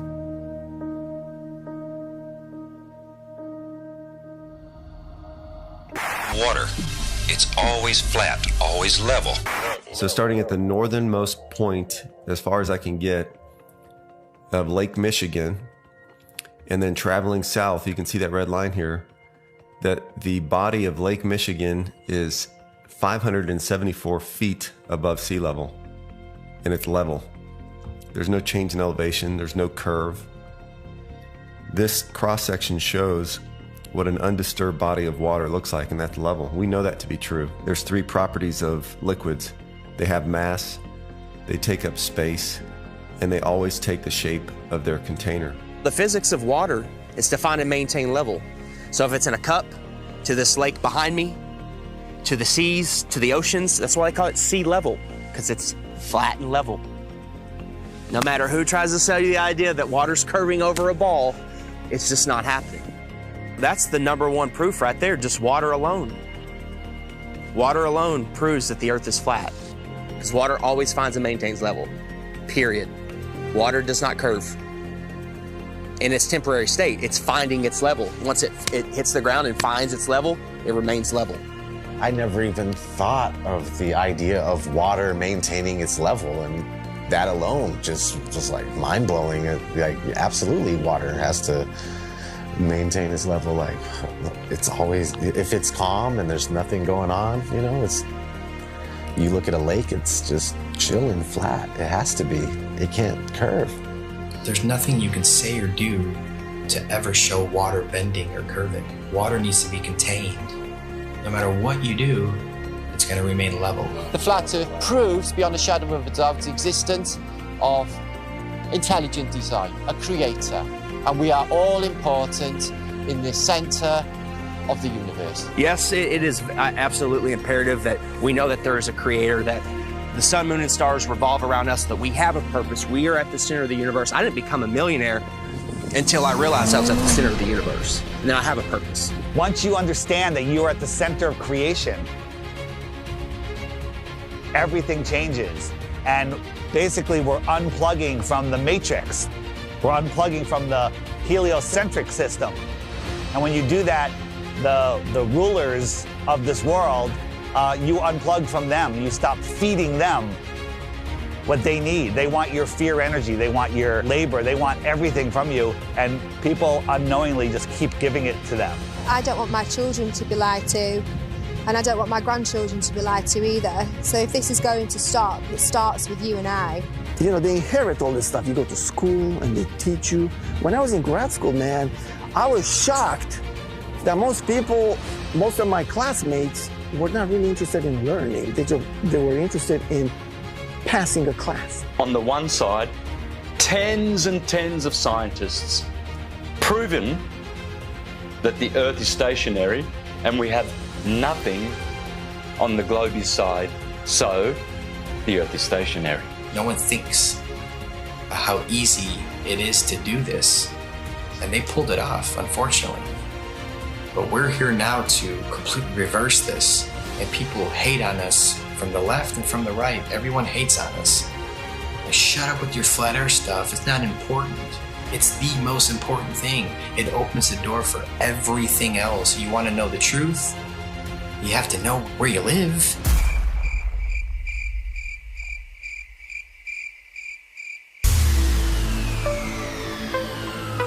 There's this idea that we live on a ball and it's spinning, traveling through space at unfathomable speeds, yet you can't measure it, you can't repeat it or observe it. I'm going to hang up this phone, and then I'm going to show these people what you don't want them to see. Were you listening to me, Neo? Or were you looking at the woman in the red dress? I was. Look again. It's time to pay attention. It's time to wake up. It's time to become free.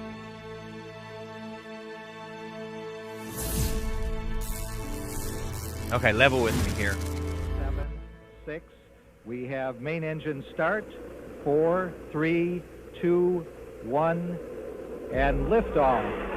Liftoff of the 25th Space Shuttle mission, and it has cleared the tower. On January 28, 1986, CNN watched the Challenger launch live on the air with its viewers. They and the other media outlets told you that the astronauts died in the explosion. But as always, there is an agenda behind every mainstream headline. This morning, it looked as though they were not going to be able to get off. 1 minute 15 seconds. Velocity 2,900 feet per second. Altitude 9 nautical miles. Downrange distance 7 nautical miles. Looks like a couple of the solid rocket boosters blew away from the side of the shuttle in an explosion. Flight controllers here looking very carefully at the situation. Obviously a major malfunction. We have a report from the flight dynamics officer that the vehicle has exploded. Today is a day for mourning and remembering. Nancy and I are pained to the core by the tragedy of the Shuttle Challenger. We know we share this pain with all of the people of our country. This is truly a national loss.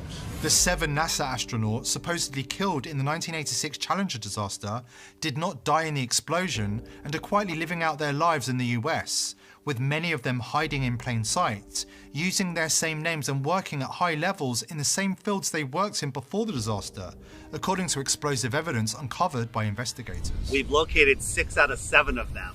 In the world of deception, it's really easy to say this person is that person, and there's a lot of that going on, muddying the waters. But 6 out of 7 have identical names. They work for universities, most of them. There were no people in the Challenger. That was a hoax. That's been proven conclusively by researchers and reporters, investigators, who have found that those supposed people that were in the Challenger are still alive today. We remember Dick Scobie, the commander who spoke the last words we heard from the Space Shuttle Challenger. We remember Michael Smith. We remember Judith Resnick. We remember Krista McAuliffe. We remember Ellison Onizuka. We remember Ronald McNair. People still think the Challenger exploded with these astronauts. It was a horrible thing. Never happened. Yes, the rocket exploded.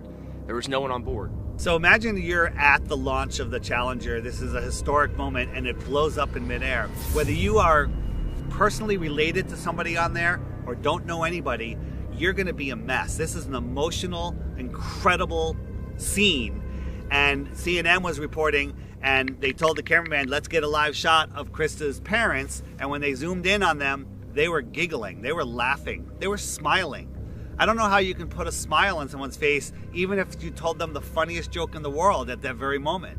Just look at their face. Is that the face of somebody whose daughter just blew up in the most horrific, violent accident ever? Or is that somebody playing a role, not knowing that they're on camera and thinking about the money that they may have gotten? You can hide somebody that's allegedly dead right in plain sight. All you have to do is move them a little farther away, give them a different job, claim that they're somebody else. You don't even need to change their name. So statistically speaking, the odds that almost everyone on the Challenger have exact lookalikes with exact names still existing is kind of laughable, honestly. Exact doppelgangers existing in the world with the same names, and when confronted, they get very nervous and their stories begin to conflict and they have the same mannerisms. You know, it doesn't take a lot to put it together, honestly. Let's start with former NASA astronaut Michael J. Smith, with the same name as this retired professor from the University of Wisconsin-Madison. Are you Michael Smith? Yeah. Professor at university? Retired. Retired? Yeah. Yeah. Yeah, I just stopped by because there's this room. Are you aware of that there's a rumor on the internet? It's not me. That people are saying... Yeah, it's not me, obviously. I mean, anybody that looks at my background, looks where I was born, it's not me. I mean, it's interesting that the Michael J. Smith that was the astronaut looks something like me when we were younger, but really not if you really look at facial recognition. You never been a pilot, never been in the military? Nothing like that. Huh. No. Okay. Yeah. That's all. And I don't respond to the emails I get. I get probably an email, maybe 2 a month. Really? Yeah, and I got one guy that's been really hounding me, and I turned it over to the FBI. Okay. Yeah, you just sure look a lot. It's the same name. I know the facial thing, but that's what we looked like, what, 40 years ago? Mm-hmm. Yeah. Okay. Yeah. Well, thank you. Yeah. Okay. Michael J. Smith, identical looks, dimples the same, teeth the same. There's really no denying it. And before he could finish the question, Michael denied it. Oh, that's not me, you know, and laughed it off. What's he going to say? Oh, you got me? Not going to happen. The driveway footage of Michael J. Smith, that's real. I mean, that can't be a deep fake, you know. So at some point, you got to stop trusting liars. We don't hide our space program. We don't keep secrets and cover things up. We do it all up front and in public. Next is former NASA astronaut Judith Resnick with an exact doppelganger working at Yale University. 37 years have passed and she hasn't even changed her name. Side by side, there's no denying it. When she's approached, she has a very odd way of not responding. Hey, Judy? Judy. How you doing? I'm from the press. I just had a quick question, if you don't mind. What press? I'm from a radio station in San Bernardino. I know there's a conspiracy about the space shuttle. No, I want to be polite. Friendly, just a question. So there's a lot of rumors about you being on that space shuttle. Obviously, you know, if you want to comment, we would really appreciate it. Kind of odd that Judith is in full panic mode when realizing the press is in her presence. She's no stranger to being in the spotlight. She even made her way into Hollywood for a quick cameo. If the choice is to allow Americans to be taken as hostages or to be executed, I'll bring my own rope. Saddam backed down, and Ambassador Wilson helped thousands get safely home. When he himself came home to the United States, he was warmly greeted by our president, who took him to the Oval Office and introduced him to the War Cabinet as an American hero. Commander Dick Scobie had a company called Cows and Trees, and when you went to his website, there was an animation of a cow taking off like a rocket with a smoke stream coming out of its backside, doing a twisty curl in the air that looked remarkably just like what we saw with the Challenger.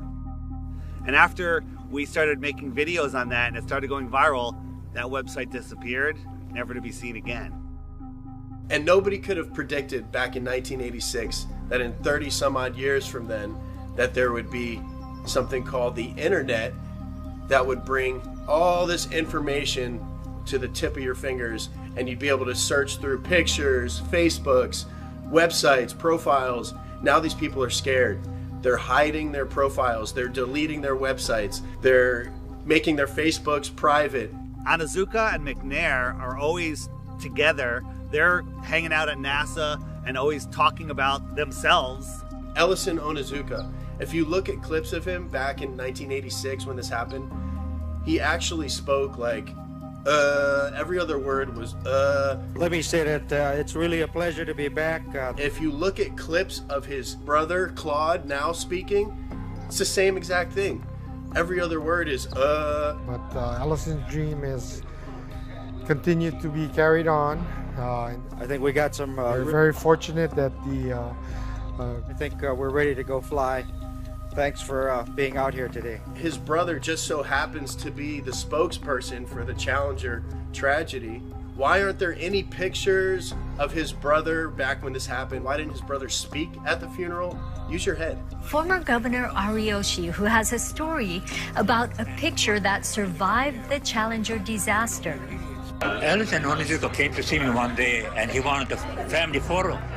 And he wanted to take it up on a Challenger, and he's going to bring it back, inscribe it, and autograph it. But that Challenger accident happened, and I felt very sorry to lose Ellison. But I didn't even think about the photo. I thought everything else must have been destroyed completely. About 2 months later, Lorna Onizuka called me and told me that they found in the water, NASA found the personal preference kit of Ellison Onizuka. And she said there were two things in there. One was a monk's prayer, and the other was his family portrait. So I told her, oh, then it must be in terrible condition because the astronauts, the big bang up and the ocean in the water for 2 months. She told me, no, it's in perfect condition. And she said, I'm going to bring the picture over to you and present it to you. And then in the meantime, NASA got the picture and they put this together for us. Ronald McNair conveniently has a twin brother named Carl McNair who looks exactly like him and is at a lot of the events now, but was nowhere to be found when the explosion happened.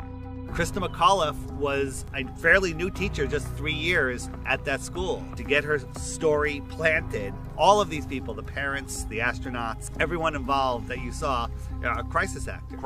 Essie was at the Cape in the stands to see Tuesday's launch, a sight that she says still haunts her. Why didn't I leave too? But I thought, no, I want to stay and see it. And as she read Mike's invitation for the launch, Miss Hesse said that she doesn't know if she'll be emotionally ready for a service like that in his hometown. Since I won't be able to see you all in person, let me say thanks for coming and have a great time. And I hope you see a good show. George Bush Sr. hand-selected the teacher, Krista McAuliffe. What are the odds that 30 years later, there is a professor at Syracuse University with the name Sharon McAuliffe? I still can't believe that I'm going to actually be going into that shuttle. It just really doesn't seem possible. Krista McAuliffe was asked if she had any fears about her space shuttle flight. People really feel that space travel is safe now. It's not that earlier feeling that, oh, it's going to blow up or something's going to happen. Right at this point, I feel that I'll be okay if I go up. Well, where's Jarvis? How come you haven't located him? And the answer is, he could have died of natural causes, a heart attack, a car accident, 3, 4, 5 years later, and it would never be reported. The reason they did it was a psychological operation to justify not doing manned space flights anymore and to pull on your heartstrings with an emotional cover. So if you dare question it, then you're immoral. And then when you look into it, you find out, of course, that you have all these people still existing in the world. So basically a government version of witness protection for NASA. Our nation held a vigil by our television sets. In one cruel moment, our exhilaration turned to horror. We waited and watched. They were waiting and watching. When they saw the explosion, there was confusion. Was something wrong? The principal and teachers weren't certain either. Then it got very quiet as the horror of it began to register. Besides the trauma-based mind control and putting children through that trauma, and also it reinforces their model. It reinforces their religion. Look, this terrible thing happened. We're trying to go to space. We're trying to explore for science. But oh, look, all those people died. But at 1 o'clock, school was closed. It had to close. I felt as if my whole body blew up inside when I saw that. And I can just never be as shocked as I am now. Seeing it with my own eyes, it really just scared me. Some astronauts blow up in a rocket. What does that do subconsciously to the average person? They don't want to go up into space. They don't want to blow up in a rocket. We'll leave that to the professionals. We'll leave that to NASA or government.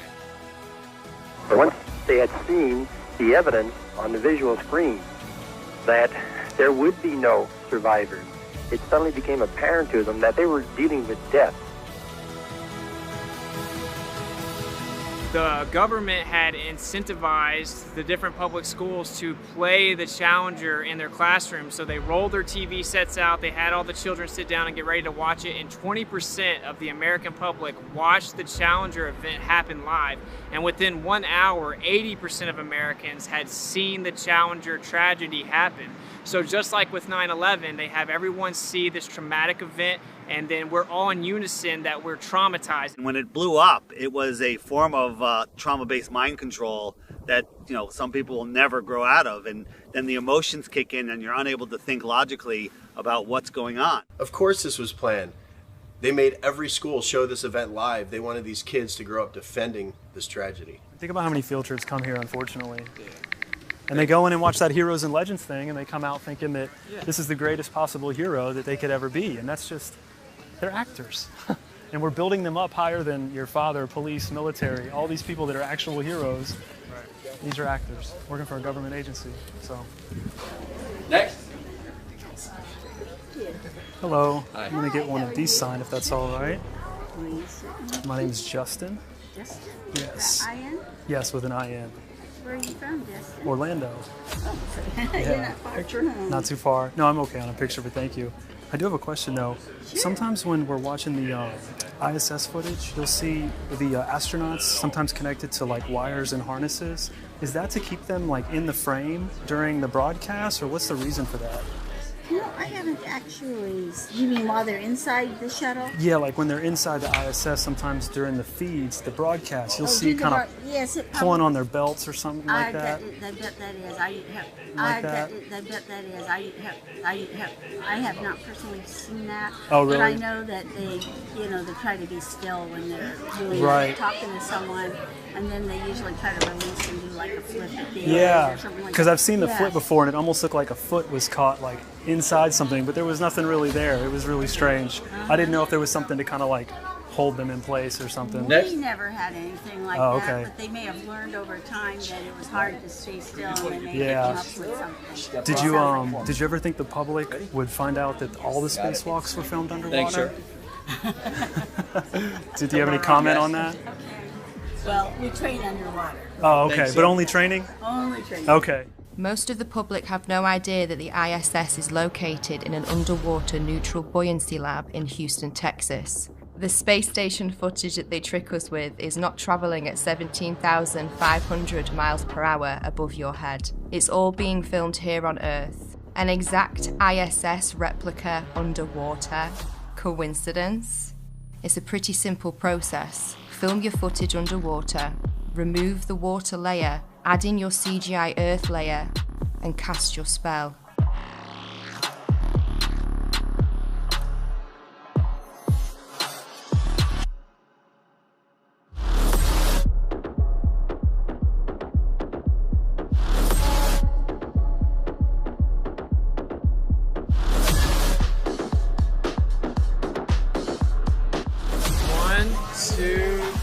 Bubbles in space.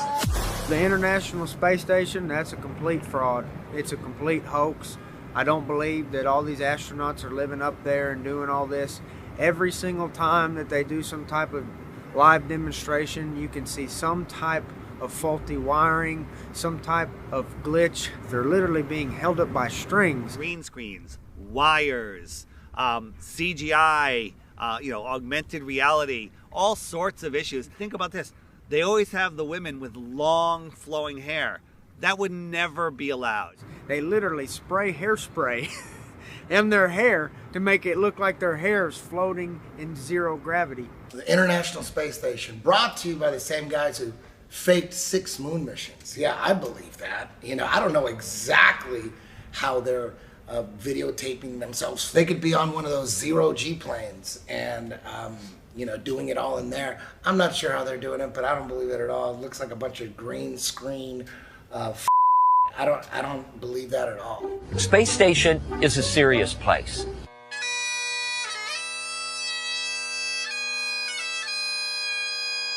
We're doing serious research, scientific research and engineering research. On solid fuel wires, turn the key and light the fire. Running around in gorilla suits, going 17,500 miles an hour. There's supposedly micrometeorites, other satellites up there. They could die at any second, but they're running around playing with water. They're always playing with water, claiming to grow lettuce. And I love this video because it looks like animation, like something that somebody made, but it's actually real footage from the space shuttle, just sped up just a little bit. And this is a little video. It's about 4 minutes long here. So there's the space station. I love that this is not animation. This is film taken by a shuttle of the space station. And so this is real. It's not animation. Now this looks like animation, and I'm very proud to know that it's actually real film. It's not a video game. People are living there. I know this looks like animation, but it's actually really real.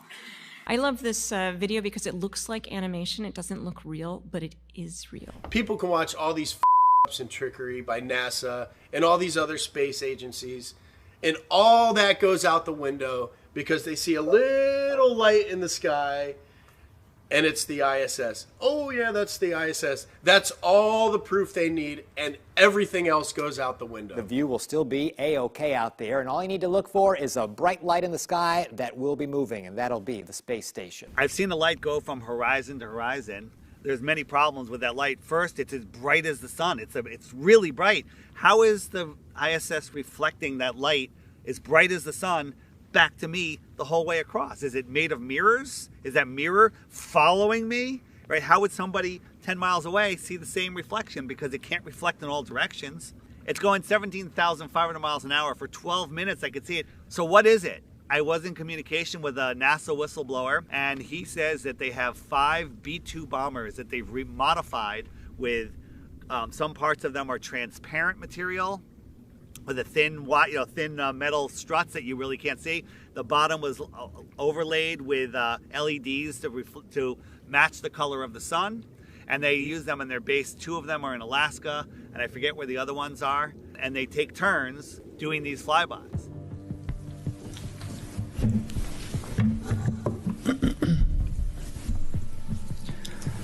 Good afternoon, Commissioners. Today I'd like to bring to your attention a potential fraud on an enormous scale happening in York County. There's now clear evidence of NASA using numerous methods to grossly mislead the public about astronauts being on the International Space Station. During interior ISS scenes from NASA's own live feed, the use of wires, harnesses, green screens, and virtual reality have been detected to achieve the appearance of a weightless environment. This begs the obvious question. If they're really up there, why are they using Hollywood techniques to fake the footage? Are they in space or are they underwater? Now what's really interesting is that they train for spacewalks in an underwater pool with a complete ISS replica. Now surely they aren't filming these spacewalks in an underwater pool and then editing them to appear if they're in space, because that sure would be something, wouldn't it? I'm calling on the Brevard County Commissioners to open a full investigation into NASA's fraudulent practices and use of taxpayer dollars. It costs NASA $3 billion per year to operate the ISS, and if they don't have a darn good explanation as to why they're faking these videos, I and the public would like a darn good explanation as to where our tax money is going. It is our duty to expose and eliminate this fraudulent and astronomically wasteful ISS program. And look, I know what you're all thinking. The NASA is part of the federal government, and you're just county commissioners. Even if what I'm saying is true, what can you do? But let me remind you, not only is this happening in your county, as public officials, you have the platform and the ability to make a statement or hold a press conference, alerting the public, state, and federal authorities to investigate further. You have the power to start the conversation. I look forward to the day that $3 billion annual budget is put towards our veterans, our homeless, maybe some of that mental health stuff the young lady just spoke about, and the revitalization of Brevard County. Flat Earthers pay attention. We're paying attention to NASA. We're paying attention to SpaceX. Most people aren't, but yet they'll defend it. They'll defend it. They have no idea the Earth's supposed radius. They have no idea how far the sun is supposed to be according to NASA, 93 million. They don't know. Like, how far is the sun? Like, I don't know, a couple million miles, I don't know. They have no idea, but they're defending it to the death. You know, once you start paying attention and have an open mind, pay attention.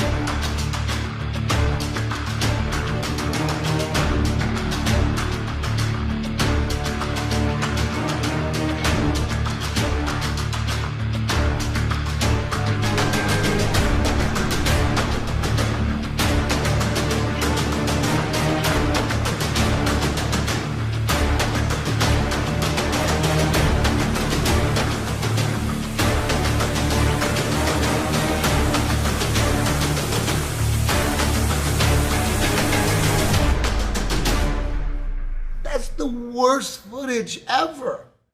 But we do want to make sure that the American people understand that there's no need to panic. The president took this action, as I mentioned earlier, because the objects were indeed flying at lower elevation, and they were in civilian airspace, and we wanted to make sure that we protected that airspace. But again, you know, we want to also make sure that the Americans are not do not panic during this time. Wait, what? It's on a balloon?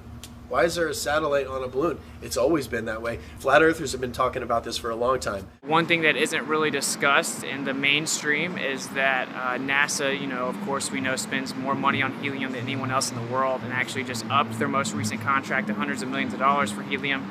And they admittedly launched balloons bigger than 1 to 2 football fields. And it's significantly more efficient for transmission of data, for weather compilation of data. They basically have a fleet of balloons above you that are facilitating majority of the information that we utilize. So why do you think NASA is the world's largest consumer of helium? Why would they send up balloons, these satellites, on balloons if they're in magical floating space, in the magical floating vacuum of space? They're showing us, they're telling you right now, they're telling us in plain sight, hey look, satellites are on balloons, they're not in magical space. Right here at this research center. Okay, this loud truck, yeah. Gotta know they're gonna make the okay.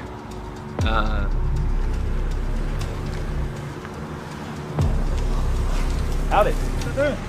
I was just doing some filming. What? Oh, just anything we can see. We're just doing a documentary on the balloon launches and all the cool stuff. Yeah, we're independent journalists. Don't we film me? Well, I mean, we're in public. There's no expectation of privacy. Well, we tried to call them. They said they weren't doing any tours. Yeah, they said we weren't doing any tours. Hey, of course, you got to do your due diligence and make sure there ain't nobody out there potting. Well, I get it. Like Johnson Space Center, they have armed guards. Yeah. They will shoot you. Yeah, they definitely operate. Do not run up in the air. Yeah, like you're gonna do nice. No, we're just infatuated with the Satelloons, Yeah. We didn't even know they existed. It's cool that they're all going up on balloons. We didn't even know. We were taught, they're just orbiting by themselves. Or they're shot up with rockets. Yeah, they're shot up with rockets. That's all. It makes more sense on a balloon, so we're like, okay, well, this makes sense now. Unless they got some top secret stuff I don't know about. You don't know about any of these satellites without the balloons? The idea that you would need some type of box that free falls in orbit around a ball is really just a fiction of imagination. That we don't need that at all. We don't utilize that. Satellites have been on balloons since the 50s, and they've always been on balloons. They just lied about putting them in space. There's no evidence at all of satellites in space. They would have to have a propulsion system. Even if you believe that the Earth is a ball, you must also believe that satellites cannot propel themselves without a source to thrust. Okay? We know that they don't have engines on them. What's making them go around? They don't make sense. Then you find out NASA owns 98% of the helium. Then you find out all these satellites that crash have balloons attached to them. Then you can deduce they actually float these satellites up with balloons. It's that simple. If all these satellites are moving 17,500 miles an hour, some are moving this way, some are moving that way, it's common sense. There's 50,000 of them. They're supposed to hit each other eventually, but none of them hit each other. Come on, guys, wake up. There's no satellites. There's no proof of them. The only proof we have are things floating on balloons. Arthur C. Clarke in the 50s wrote a book theorizing about satellites falling around on Earth in an endless fall. Shortly after, we all of a sudden had satellites falling around the Earth. Now think about it. The Earth is spinning at 1,000 miles an hour. It's orbiting in an elliptical orbit, speeding up and slowing down at 66,000 miles an hour. It's chasing the sun in another curved orbit, and we somehow have geostationary satellites. That's a satellite that stays above the same plot of land. So it's mimicking the spin, it's mimicking the orbit, it's speeding up and slowing down and staying over that same plot of land, and it's just falling in an ever-ending fall. That makes absolutely no sense. And now it's openly accepted that they're on balloons, but they're making it seem like it's a new thing. And this is the new way we're going to launch satellites, is on balloons, and it's cheaper, and it's just better. Like, we don't need them space ones no more. People are starting to figure it out. That's why they're going back to balloons. And majority of all the transmissions we use for our cell phones or quote-unquote satellite TV are all ground towers. They all send transmissions from the ground tower to tower, admittedly at high elevations. And of course we have underground and undersea cables that make up 99.9% of all transmission. So this just a facade in people's mind that you have little metal boxes flying around giving you all of your data. None of that is real. Oh my God, I'm calling my brother. That is freaking beautiful. Okay, there you have it. Artemis wow, it's flying right now. Whether it's the ISS or the rocket launch, the second someone sees it with their own eyes, they think it's real. This is freaking amazing. Oh, there it is. What the heck happened? They don't even know what the f is going on. The reason that you can always find a video of a rocket from NASA taking off and then slowly making a U-shaped arc is not because it's going around the ball and going to the other side or going out into space. It's because shortly after these rockets that are funded by your tax dollars take off, they only have a certain amount of time before they crash back to the Earth because they run out of fuel. It's all made up. So what really happens is they launch them near the ocean in Texas or in Florida. They will never launch a rocket from the middle of the country. It won't make it to the ocean. It'll crash on dry land. Okay? So NASA has to launch rockets from Texas in Florida because it's right by the water. If they wanted to launch a rocket from Little Rock, Arkansas, it wouldn't even make it to Texarkana. So when they launch rockets in Cape Canaveral, Florida, or in Houston, we have a problem. Yeah, the problem is you can't get past the firmament. In 1962, 7 years before they faked the moon landing, Operation Dominic began. A series of 31 missiles were shot straight up into the sky to test how high humans can actually reach.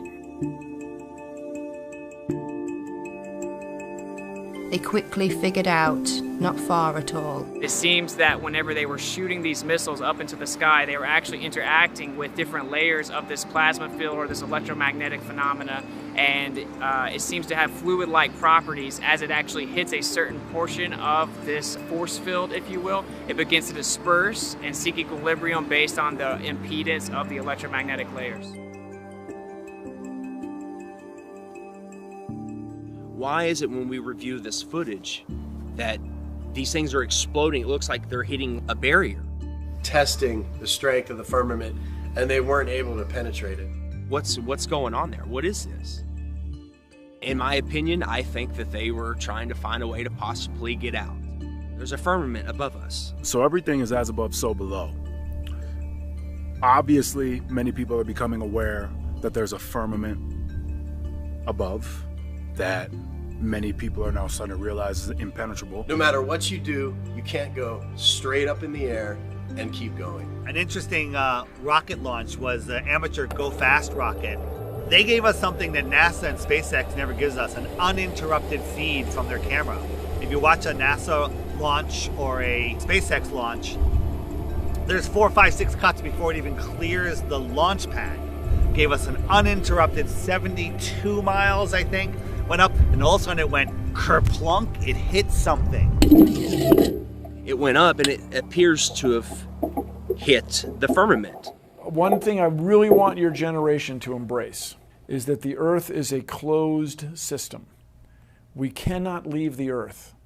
There's no place to go. There is water surrounding us in all directions, including directly above us. We now know that there's something called superfluid that exists. You could have helium-3, and it could actually offer full electromagnetic propagation perpetually without any impedance.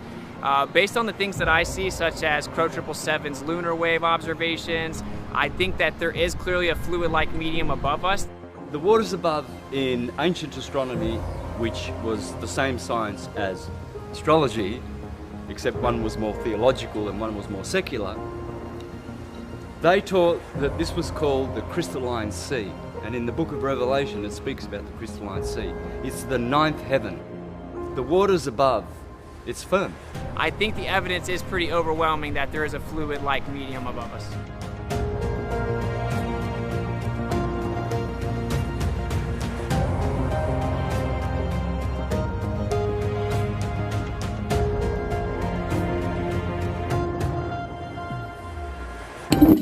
What I can tell you for sure is the water above is level, because all water finds and maintains level. I feel that's the next wave of enlightenment, is now more and more people realizing as above, so below. And the only way we can get above or below is to go within and tune our frequency to that of which surpasses and passes through. Who knows, maybe there is some kind of firmament, and we're underwater. We could be underwater. Maybe there's water above the firmament and then water down here. That could possibly be why the sky is blue, because behind it is the firmament which holds back water.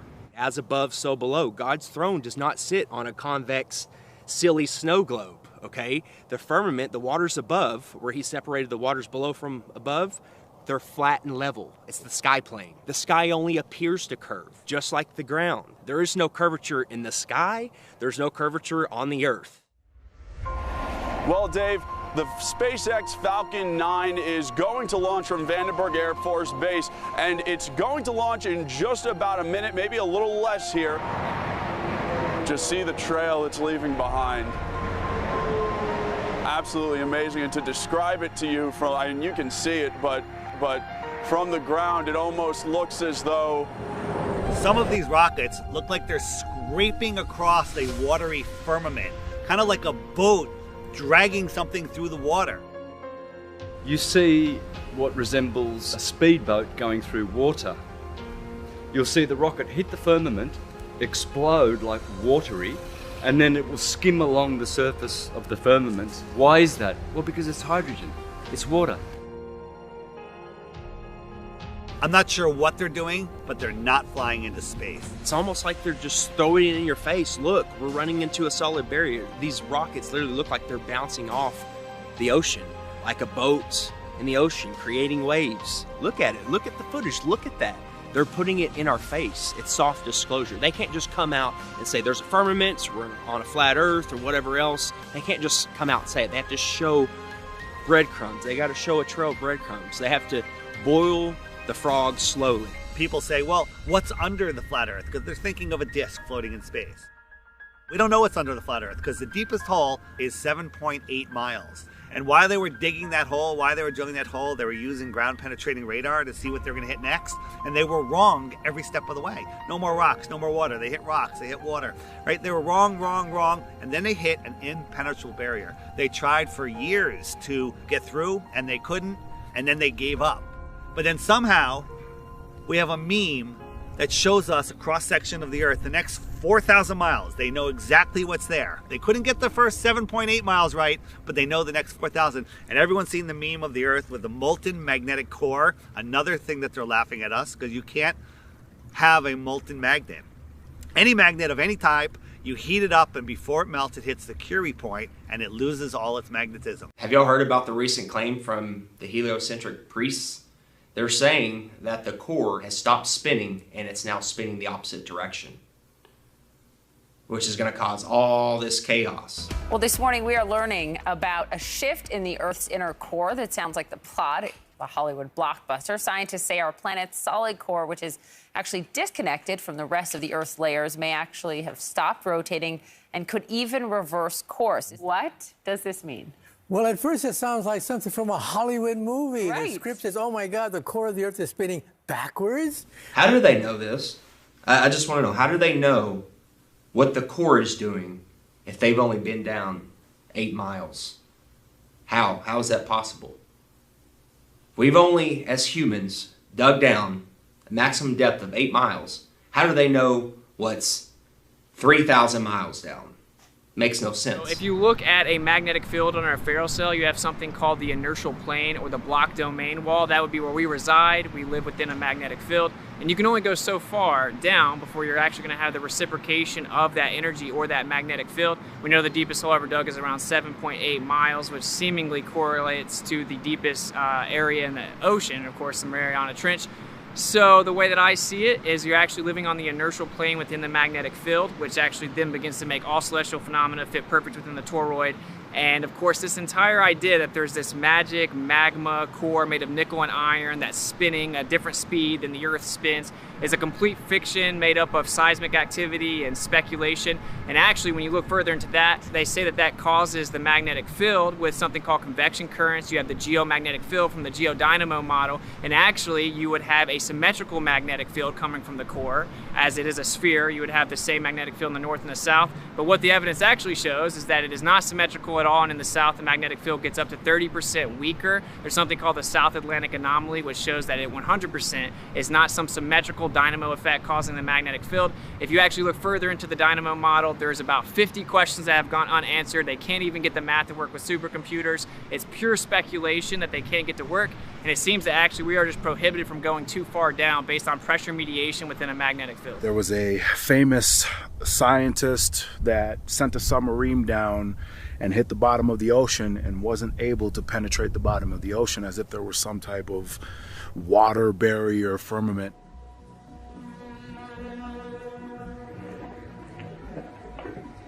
One of the strangest places on the ocean's floor was only just discovered in the 1990s.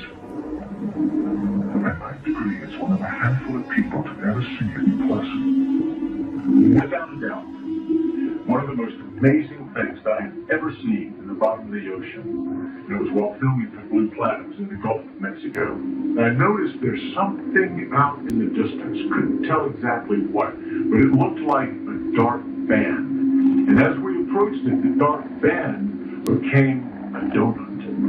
I saw this donut. It was black in the center. What the heck is that? And so as we get closer and closer to it, I noticed that the black band had what appeared to be kind of steam over it. And then I looked, and there was water lapping against the shoreline. This band was a ring of mussels. And inside the ring of mussels was a lake. And it's like, wait a minute, I'm already underwater. We went out over the water in this lake and tried to descend in it and bounced off. It was so super saline and dense that the submarine couldn't go down in it. We literally bounced off, and as we bounced off, we sent ripples heading back to the shoreline. It's because of the firmament. It's firm.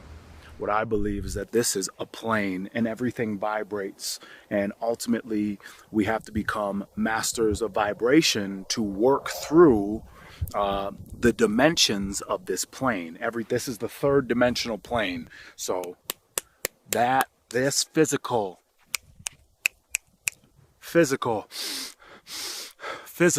this is the physical plane. Now, if we close our eyes and we envision something, our brain doesn't know the difference between a thought and actual reality. So they teach us about gravity when we're young kids, because when you're a young kid, you kind of believe everything that you hear. They tell us that gravity was discovered by a guy named Isaac Newton. And by the time he was 23, he had discovered gravity, invented calculus, and trigonometry. Well, I'm telling you right now, none of that happened. Gravity's just a theory and an excuse, really. It's real simple.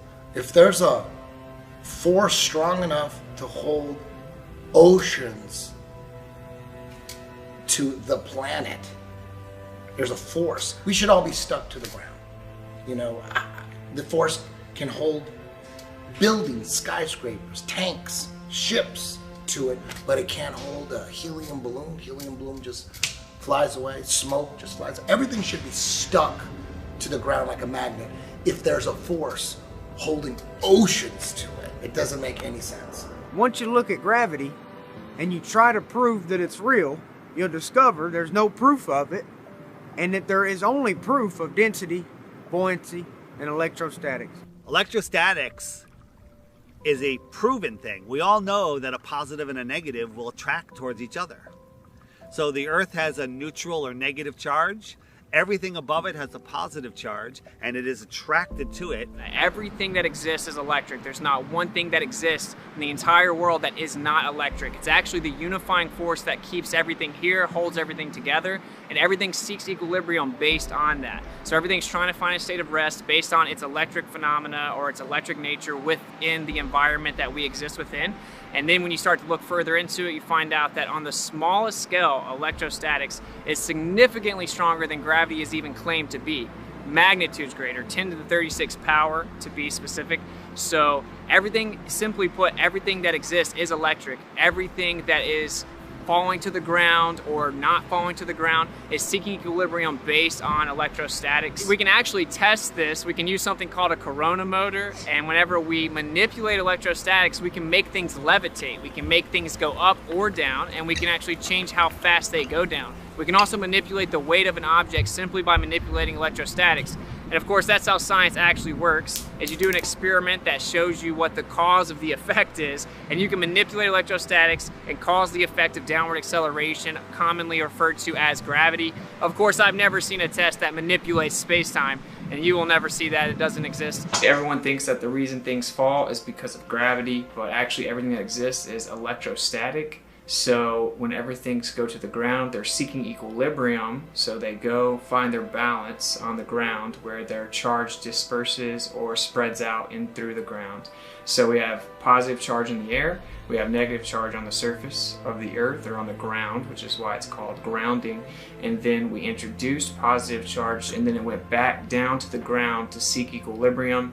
This shows that that's actually what objects do when they fall to the ground. They go to the ground because of the electric forces, and they seek equilibrium on the earth. We knew about it as in the 1950s, even earlier, and it's all been hidden because if humans were allowed free energy, free movement, and able to explore, we would find out what this place is. We'd find out our position in this world. And that's the number one thing. Why are they hiding flat Earth? Why? What's the motive? And the motive is to keep us dumbed down, not knowing who we are, not knowing where we are, not knowing the true power that we have, and not having true freedom. Take the ride on my plane, things will never be the same.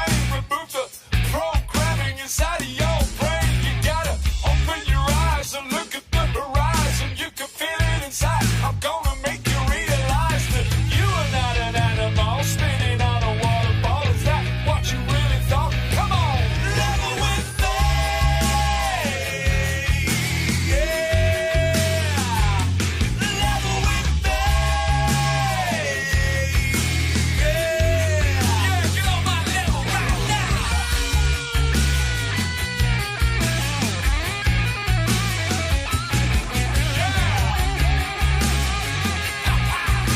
What's all the levels in the bottom of the devil?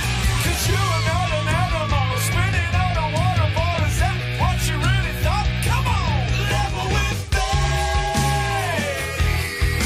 Yeah, level with me. Yeah, level with me.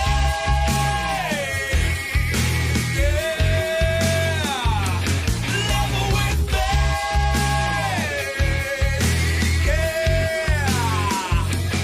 Level with me. Got your mind. You're lost in space. Level with me. You're out of control. You need to come back down. Level with me. Why would rich, powerful people want you to not know the Creator, God? Because a man of God cannot be controlled.